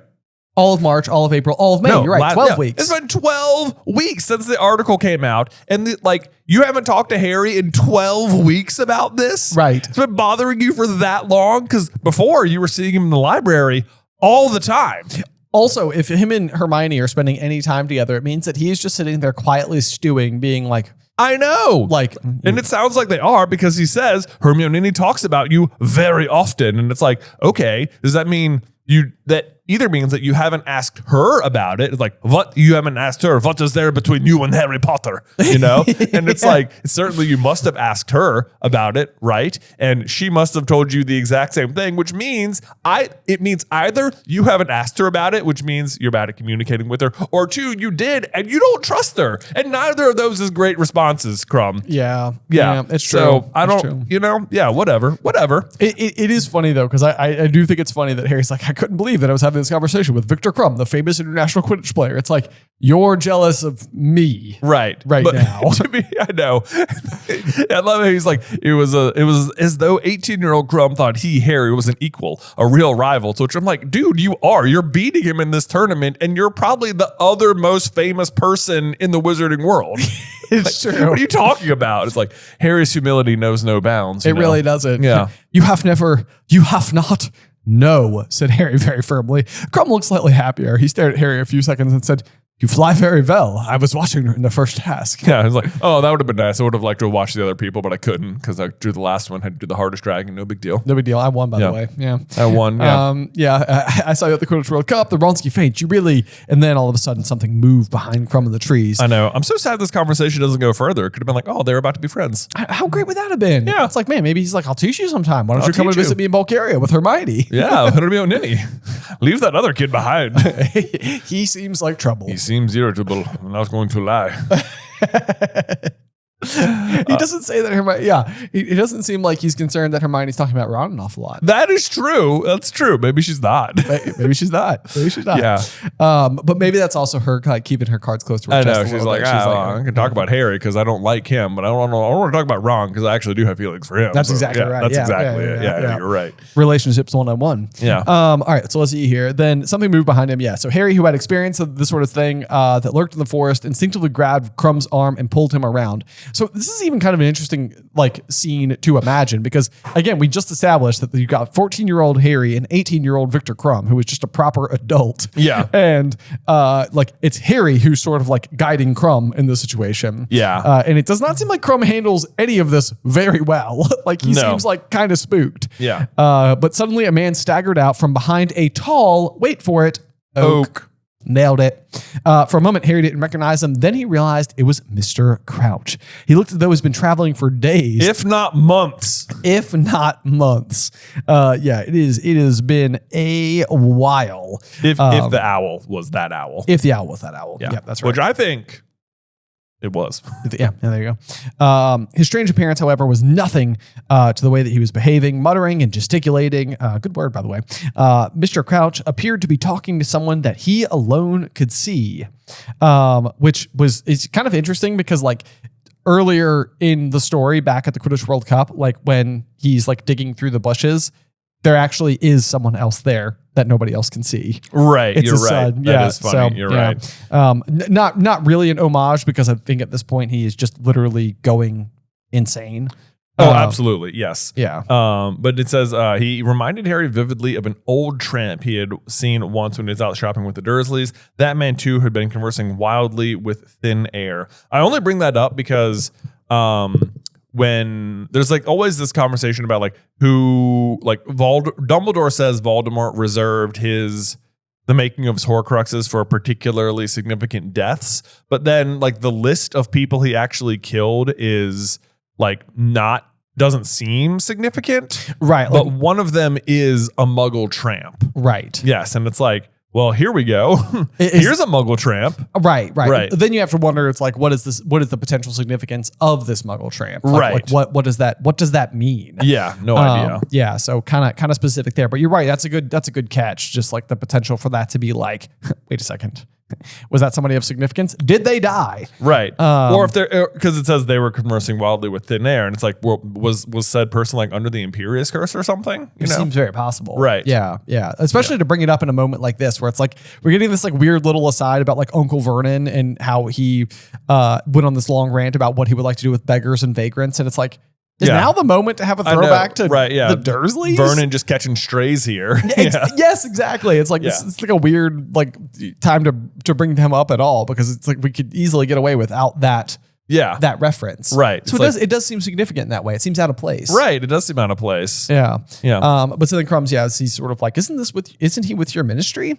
And this is something that I think is kind of interesting because it seems like it seems like throughout the course of these exchanges, Barty Crouch Sr. is almost like blurring realities a little bit. Yeah, he will be speaking sentences for sure that take place in like 2 places or 2 points in time. 2 points in time altogether. Yeah. And so I have a suspicion that Weatherby may in fact have been a former assistant. Literally wrote down the same thing. No way. Yes, I did. I did.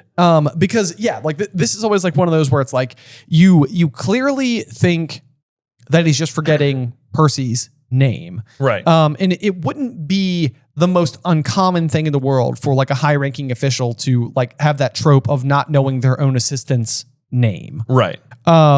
But we're going to have a moment here where it says, and when you've done that, Weatherby, send an owl to Dumbledore confirming the number of Durmstrang students who will be attending the tournament. Karkaroff has just sent word there will be 12. So this is clearly information that would have been communicated in the summer since Percy graduated from Hogwarts. Right, because we know Percy knew about the Triwizard Tournament. We knew that Percy knew about the Triwizard Tournament, and this is clearly in direct reference to the event that was upcoming in the school year that's happening now. Right. Because the tournament hasn't happened for 100 years otherwise. Yeah. But then when we cut over to the next page, we're going to have another line from it that says, "Thank you, Weatherby. And when you've done that, I would like a cup of tea. My wife and son will be arriving shortly. We are attending a concert tonight with Mr. and Mrs. Fudge." Yes. So it's like, this means that he is talking to a Weatherby that would have existed before Barty Crouch Jr. was ever accused of being a Death Eater, was ever sent to Azkaban, because once that happens, the family is completely torn apart. Yeah. This wife and son concert attending situation must have happened before any of that took place. Yes. And back then, the assistant's name was also Weatherby. Right. So whether this is just like a throwaway name that he's assigning to his assistants, or it's like he's confusing Percy with Weatherby? with the real Weatherby. It feels so unlikely that, yeah, I can see that. Like maybe Weatherby was his assistant for like a very, very long time. And now his name is Weasley and it's just so similar that he's just getting it wrong. Yeah, right. Exactly. Right. Yeah, that could totally be it. Because otherwise, because otherwise he's saying, "Thank you, Weatherby." And it's like, it's easy. I mean, he could very easily just be mixing up, like he's kind of like losing his mind a little bit here. Right. So it could be, easy enough to think that he's just mixing up the timelines and he's talking to Percy about something that happened way before Percy worked for him. But when he mentions the other thing, and when you've done that, whether it be send an owl to Dumbledore confirming the number of Durmstrang students who will be attending the tournament, Karkaroff has just sent word there will be 12. Like that, everything he says there is like perfectly accurate information. It's just like out of place. Exactly. Yeah. Right. Because even the next line, it comes up again with the Weatherby situation. It's like basically send another one about a Maxine. So it's like he's even got like all the names of all the other people correct. Right. And basically it's just sort of like we might want to let her know that Karkaroff has made it around dozen. So it's like all of these details we know to be factual. To be factual. And it sounds like these are conversations that sounds like a genuine conversation he actually had. So if you can take, if that was a genuine conversation and the next one is also a genuine conversation, then like Percy wouldn't have been around then. So he wouldn't say Weatherby unless his assistant used to be named Weatherby, which would then make sense why he keeps confusing Percy's name. Exactly. So there you go. Mini theory, Mr. Crouch's old assistant actually was named Weatherby. Exactly. Boom. Boom, bam. But so then we start to see like blips of lucidity coming through with Mr. Crouch. His eyes are rolling inside of his head, and they're trying to figure out like what's going wrong. And then he starts to kind of like shout like Dumbledore, I need to see Dumbledore. I've done a stupid thing. And it seems like every word that he's speaking is costing him this like terrible effort. So you can almost imagine here that he is like actively fighting the Imperious Curse. And it's almost like he's trying to get like his head back above water. Right. And it's kind of like he can like, use a lot of force to like to get something out. Yeah. But it's almost like doing that is not easy at all. Yeah. And so Harry's obviously very confused. He's just like, "Get up, Mr. Crouch, get up. I'll take you to Dumbledore." And then you get this line. It's like Mr. Crouch's eyes rolled forward onto Harry. "Who? You?" he whispered. Which is it's kind of like it's weird. Like, do you think that in this situation right now that this is like Barty Crouch Jr. seeing through the eyes of his father and realizing that Harry has found Senior? Oh, I don't think so. No. I think this is just Barty Crouch Sr. literally saying, who are you? Who you? It's hard to know because is he like, it's like who, and then like recognizing Harry and being like, who, you? Right. Or is it, who are you? Because Harry responds as if it's the latter, and he just says, I'm a student at the school. He doesn't even say I'm Harry Potter, Right. Yeah. But then he says, "You're not his," whispered Crouch, his mouth sagging. His meaning Voldemort? Exactly my question. I was like, I don't know what that means. Yeah, I don't know either. I circled that, and I mean, he's supposed to be kind of unintelligible now, so maybe it's just nonsense. But right, I guess Voldemort is who he's going for, because he follows up and says Dumbledore's, and he says that's right. So that makes it seem like his in question would be Voldemort. Okay. I guess. Or, yeah. Yeah, it's that one. All I could write there was just a question mark. I was like, I'm not exactly sure who the his would be. I know. But yeah, so then he gets a couple more like Warren Dumbledore's out, and then he kind of goes back to just like the like kind of old recorded mixtapes of his life or whatever, and that's when you have the conversation about going to the concert with Mr. and Mrs. Fudge, and he's now just speaking fluently to a tree again. Yeah. So there you go, and then we get this. We get the other famous line that I feel like we use all of the time, and yet comes from like a semi, a source that is losing their minds. Yes, my son has recently gained 12 OWLs. Oh, satisfactory. Yes, thank you. Yes. Very, very proud indeed. So then that we use that information that Barty Crouch Jr. received 12 OWLs as like a lot, like a hard fact. I mean, I think we can use the same logic we were using before, which is that like the things that he's saying about like preparations for the Triwizard Tournament seem to be incredibly accurate. So why wouldn't this be? Oh, I agree. I mean, I think he did. But it's just like this is where that line is. Right. Yes, exactly. Yeah. So anyway, at this point in time, Harry's basically just like, you stay here with him. Harry said to Krum, I'll go get Dumbledore. I'll be quicker. I know where his office is. And Harry's just slightly flexing his incredible speed here as well. He's like, I'm quick on my feet. I'm quick on my feet. Yeah. I don't know. Me and your girlfriend had a bit of a race last year. I like dusted her. Okay. Right. And she was out of breath. It took 30 seconds for her to catch up. So, no big deal. We were hiking to a port key to come see you at the Quidditch World Cup. I mean, it was embarrassing, if I'm being honest. She was like, she almost didn't make it to the boot, Right. Yep. She almost didn't make it to the boot. Yeah. So then you get like what is otherwise, honestly, kind of like a creepy piece of dialogue. Like, don't leave me. I escaped. Must warn. Must tell. See, Dumbledore. My fault. All my fault. Bertha dead. All my fault. My son. My fault. Tell Dumbledore. Harry Potter. The Dark Lord. Stronger. Harry Potter. He even says my son right there. I know. But it's followed with my fault. So you're like, oh, yeah, it's your fault that he's dead because you sent him to Azkaban. Like, that's how you interpret it. Exactly. But what he means is my son is free. It's my fault because I broke him out of Azkaban. Right. Yes. Right. But even the fact that he's saying Harry Potter here, it's like he doesn't even know he's talking to Harry Potter. Like that's the thing. Like that's the thing. He asked like the who you, and all Harry said was, I'm a student at the school, not that he's Harry Potter. But it's easy to misinterpret it as if he's like saying like Harry Potter, like, I need you to help me. Harry Potter, help me. Yeah. But it's like, he doesn't know it's Harry Potter. He doesn't know it's Harry Potter. He's just saying, like, I need to talk to Dumbledore. The Dark Lord is getting stronger. He's trying to get Harry Potter. Right. Yes. Yeah. Yep. Let's see here. So then Harry's just basically like, Krum, keep an eye on him. I'll be back with Dumbledore, and Krum's sort of like, hurry, please. I was like, oh God, I just wanted to ask about Hermione. I'm stuck with this. It's like getting kind of past 9. I don't know if you saw. We had that whole meeting. It's probably 9:07 by now. Might even be. Yeah, right. Exactly. Right. Oh my gosh. Harry whips up to the castle fast as you like. 5 minutes later, I mean, that is moving. It's booking it. If I am not mistaken. It gets to there, uses the password from a couple years ago, lemon drop. So pretty good memory on Harry there. Yep. When in comes Snape to just, I don't know, be a jerk for basically, I mean, the only reason Snape shows up here is so that Moody has a reason for being there later, effectively, like from a writing point of view. Say that again. So like Moody is going to show up at the forest later and he's going to say, I ran into Snape.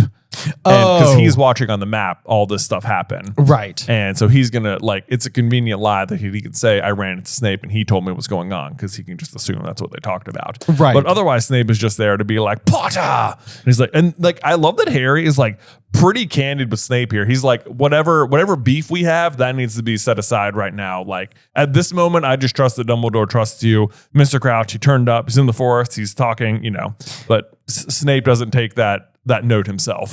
Which honestly surprises me because like there's the scene in Order of the Phoenix where like Harry is being held in Umbridge's office and he's kind of like seen like the scene with Sirius and everything, and like Snape shows up and Harry is like attempting to like communicate with him. And he's sort of like, it's like the Padfoot, they've got Padfoot. Yeah. You know, and in the moment, Snape is acting because he can't like let Umbridge know that he knows what this code word means. But he then does go and alert the Order of the Phoenix, who then shows up to help. To save everyone. Yeah, exactly. But so it's like Snape surely knows that Barty Crouch Sr. is behaving strangely. Absolutely. And he's finding Harry out of breath, looking for Dumbledore. And he's like, I just found Mr. Crouch. It's like, and he's like, what is this rubbish? And it's like, come on, man. Like, why would he? Yeah. It's like you ran into him by happenstance. Like, it's not like he's trying to like talk. It's not like he's not like weaseling his way out of something here. It's like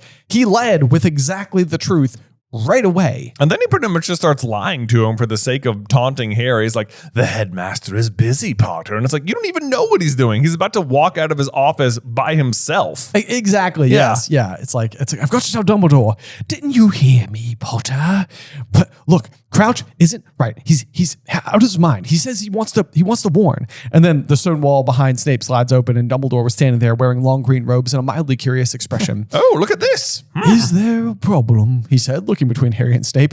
Professor, Mr. Crouch is here. He's down in the forest. He wants to speak to you. And Harry expects Dumbledore to be like the classic adult in all of Harry's exchanges, which is sort of like, I'm sure Snape is right and you're just being weird. Right. But to Harry's relief and to ours, the reader, Dumbledore is just basically like, lead the way. Lead the way. You know, and all I can imagine is that Snape in this situation is just positively seething. And he's like, what on earth just happened here? Yeah. I do love Dumbledore in this moment because it's like, I think this is a situation where Dumbledore is sort of like all politics aside, all everything aside, despite the fact that Snape is your teacher, despite the fact that he was definitely just giving you a hard time. It's like, let's just get down to business and go do the thing. Well, so Dumbledore has been worrying and like wondering what's the deal with Crouch and stuff, and that he's been like looking into the pensive, which, Harry's going to come and discover next chapter, right, or whatever. And he, like, Dumbledore has been worried, like trying to figure this out. And now Harry is like, he's here. Something's going wrong. Dumbledore's like,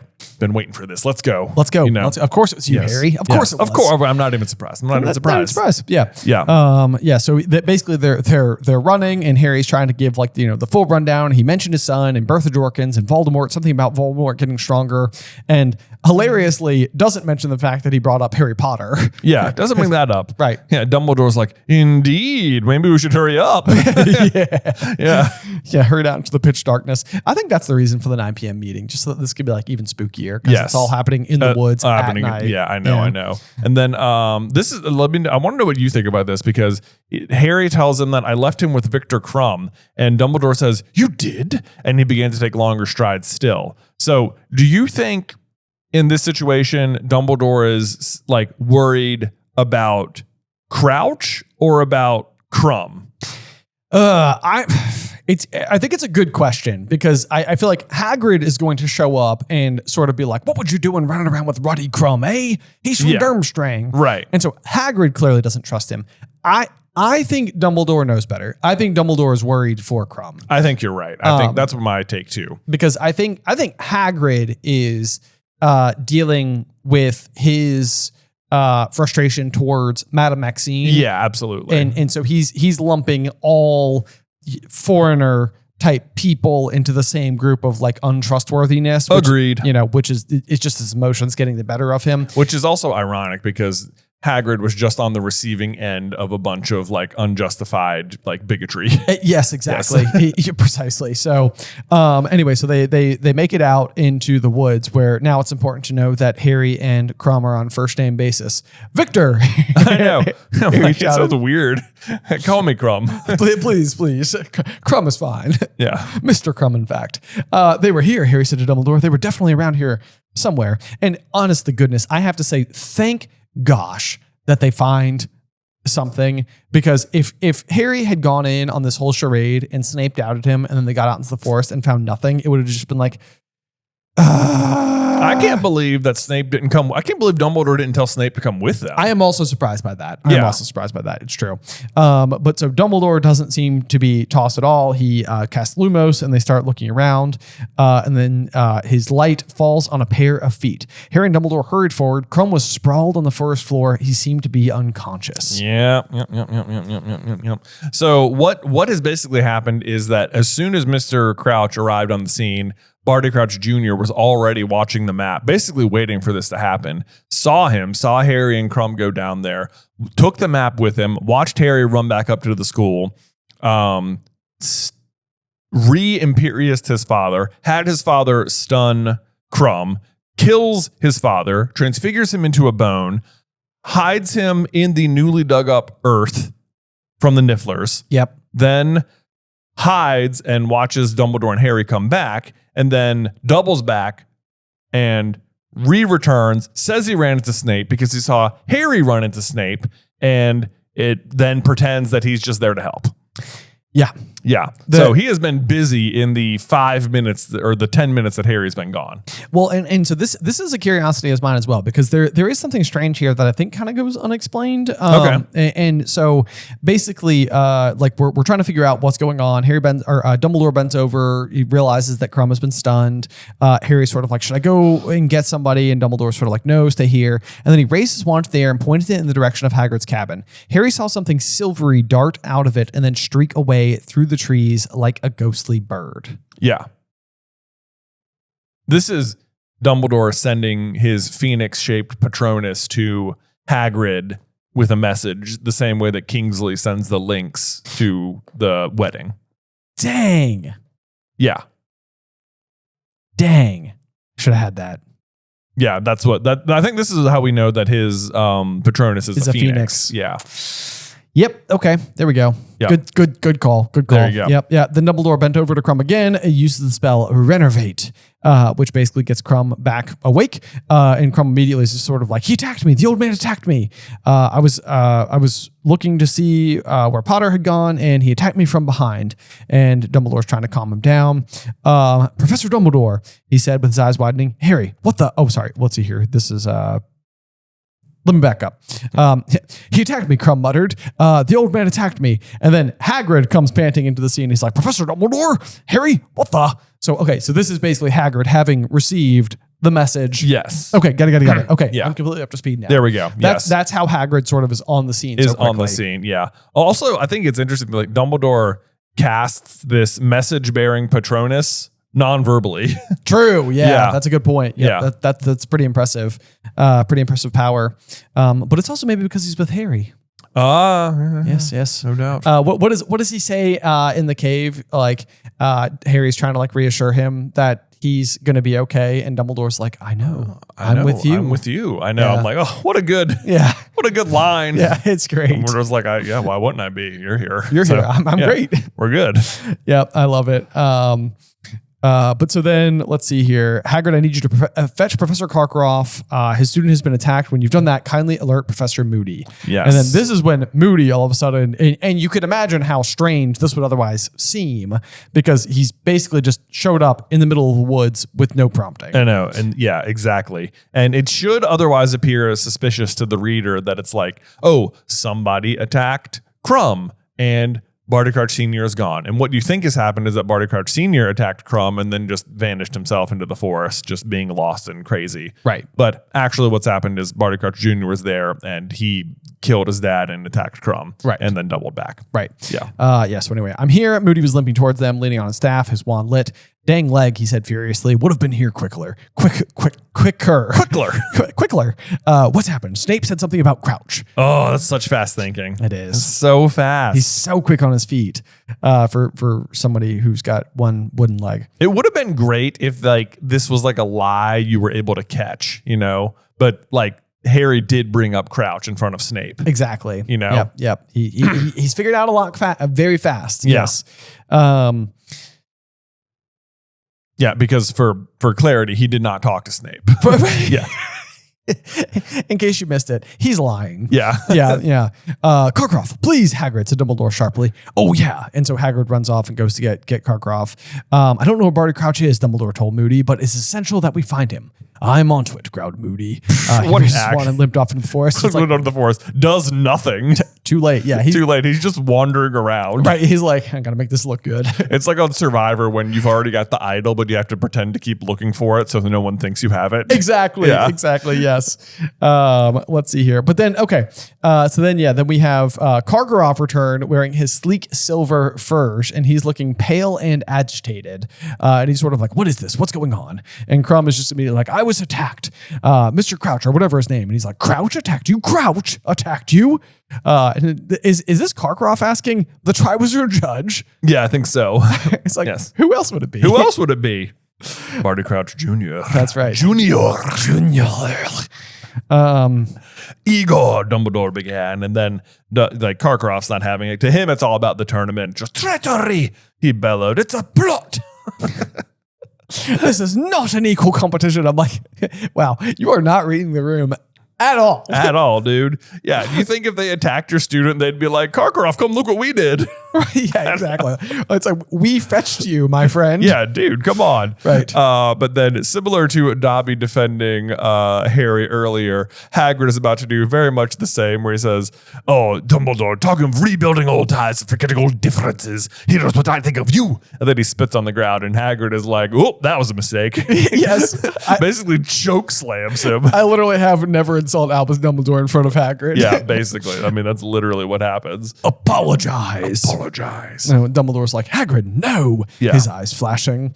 And yeah, so clearly, I mean, it's good that obviously Dumbledore is sort of like, no, that's not the way we do things, Hagrid. Yep. Put him down. Put him down. Escort Harry back up to the castle.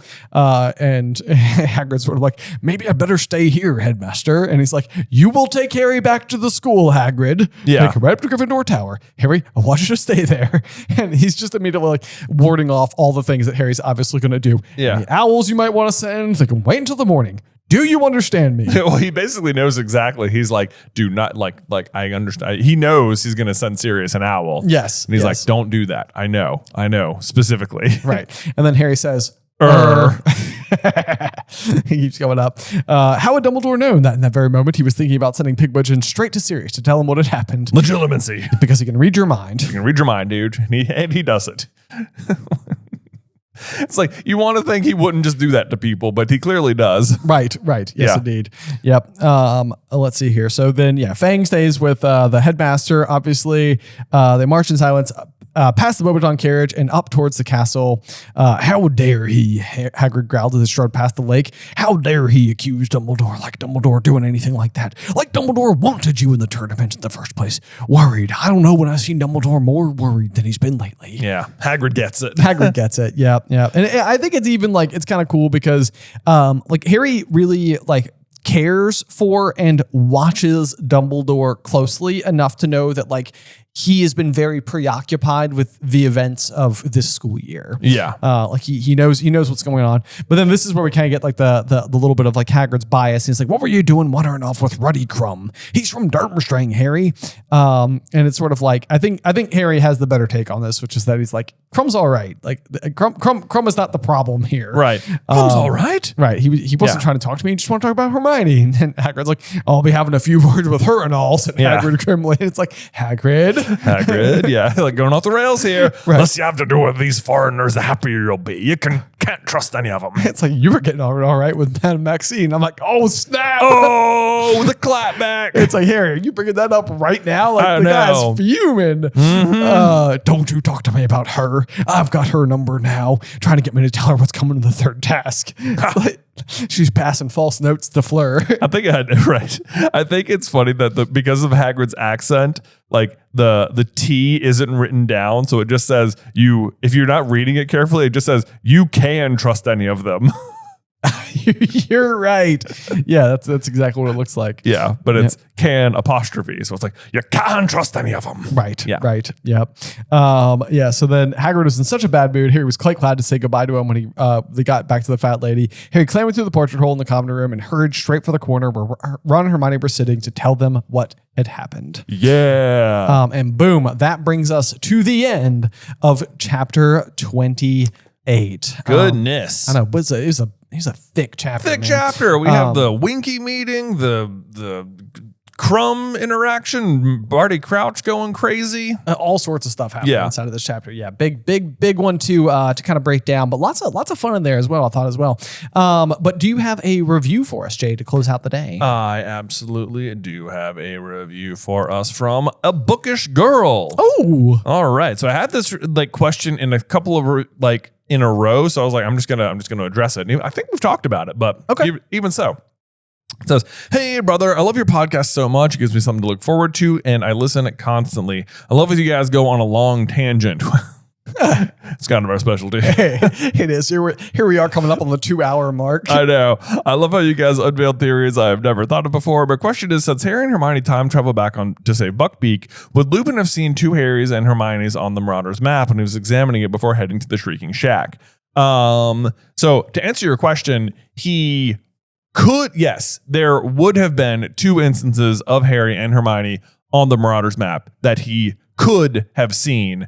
But I think this is a great example. The same reason Fred and George never noticed Peter in Ron's dorm room. It's like, It's like they could see it for sure, but they're just not looking for it. You're not you're staring, you're expecting to see Harry and Hermione right here, and that's where they are. So you're not looking for other stuff happening in other places. Right. Exactly. Yeah. It's kind of like if you hear hoof steps, think horses, not zebra. Right. It's like it's like you wouldn't necessarily jump to the most unusual potential outcome. Right. And I think, it really all depends, I think, a bit as well as to how you sort of interpret the map. Because the movie sort of creates the map prop too, that's got all the different folds and layers to sort of depict all the different floors and stuff that you might be on in the castle.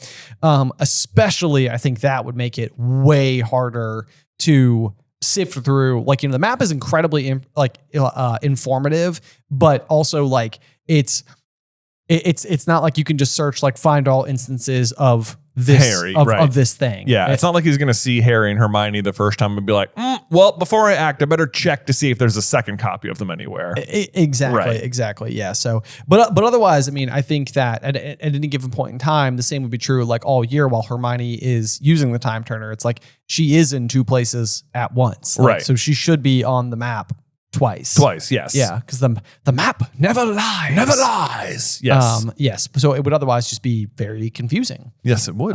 But yes, no, I absolutely think what was probably the most interesting about the map is the fact that it doesn't have the suffix for Barty Crouch Jr. I know. That really would have tipped some people off. That would have done it. It's so interesting that they have the exact same name, and that ends up being such a problem because it doesn't solve anything, and we just assume it's Barty Crouch Sr. Right. And then sure enough, here he is again, a couple months later, wandering through the forest, and you're just sort of man, what's this guy doing? He's acting so erratically. I know. And it's even funny too, because that's the other one. If people were to ask about Goblet of Fire, when I'm not as fresh on it, I would say that the major red herring the whole book is Ludo Bagman. Right. It's he feels like the one who's trying to help Harry in the tournament, and Fred and George keep trying to talk to him, and he's hanging out with the goblins, and it's what is he doing here? And it's oh, this is also weird. Yeah. But this time I'm man, it really seems like Barty Crouch Sr. is starting to become the one who's most suspicious, because you're just what is he doing? What is he doing? Why is he at the castle in the middle of the night? Why is he showing up crazy? Why is he coming to the tournament? Right. Yes. Yeah. All sorts of unusual and weird behaviors coming out of him. So anyway, but yeah, I think hopefully that answers the question. Yes, there would be 2 Harry and Hermiones. There would be 2 Harry and Hermiones, and I think he wouldn't see them. He could have seen them, but he didn't, or maybe he did, and he's just yeah, well, something's happening. Right. But he would know about the time turner. So, I think. He would probably know about Hermione's time turner. He'd probably know about Hermione's time. So he'd just be like, yep, something's happening. Better get out there. Right. You know, the other thing I think could potentially contribute to this as well is we sort of have the theory that the way that Fred and George are able to make such a specific bet against Ludo Bagman is the possibility that they actually stole Percy's time turner because Percy got 12 OWLs, which almost certainly means that he was using one as well in order to get those OWLs because he was taking all 12 classes. And obviously, if Hermione's are all overlapping, then it must mean that both Barty Crouch Jr. and Percy's were doing the same thing as well. But Fred and George would have had the map for such a long period of time that they also potentially could have been seeing two Percy's. Two Percy's, yeah. Which, you know, like, because I could see a world where Percy was not like forthright with the fact that he was using one. Well, I can absolutely see that. And then Percy is someone you specifically be looking for on the map anyway, because he'd be a prefect who might be wandering the castle. You might be like, let's find Percy's dot. And he'd be like, he's here. Wait, he's here? Right, Yeah. exactly. Right. It's like, well, that's not good. Yeah. So anyway, I think there's a decent chance that's how Fred and George could have unraveled that particular mystery. I agree. But with that said, I think that brings us to the end of another episode of Through the Gryffindor. It sure does. Thank you as always so much for listening, and make sure you join us next week for chapter 29, The Dream, here on Through the Gryffindor. Today's episode was edited by Isybelle Christley. Vaishon Brandon does our art. Catherine Stein is our production manager, and the show is hosted by me and Jonathan Carlin.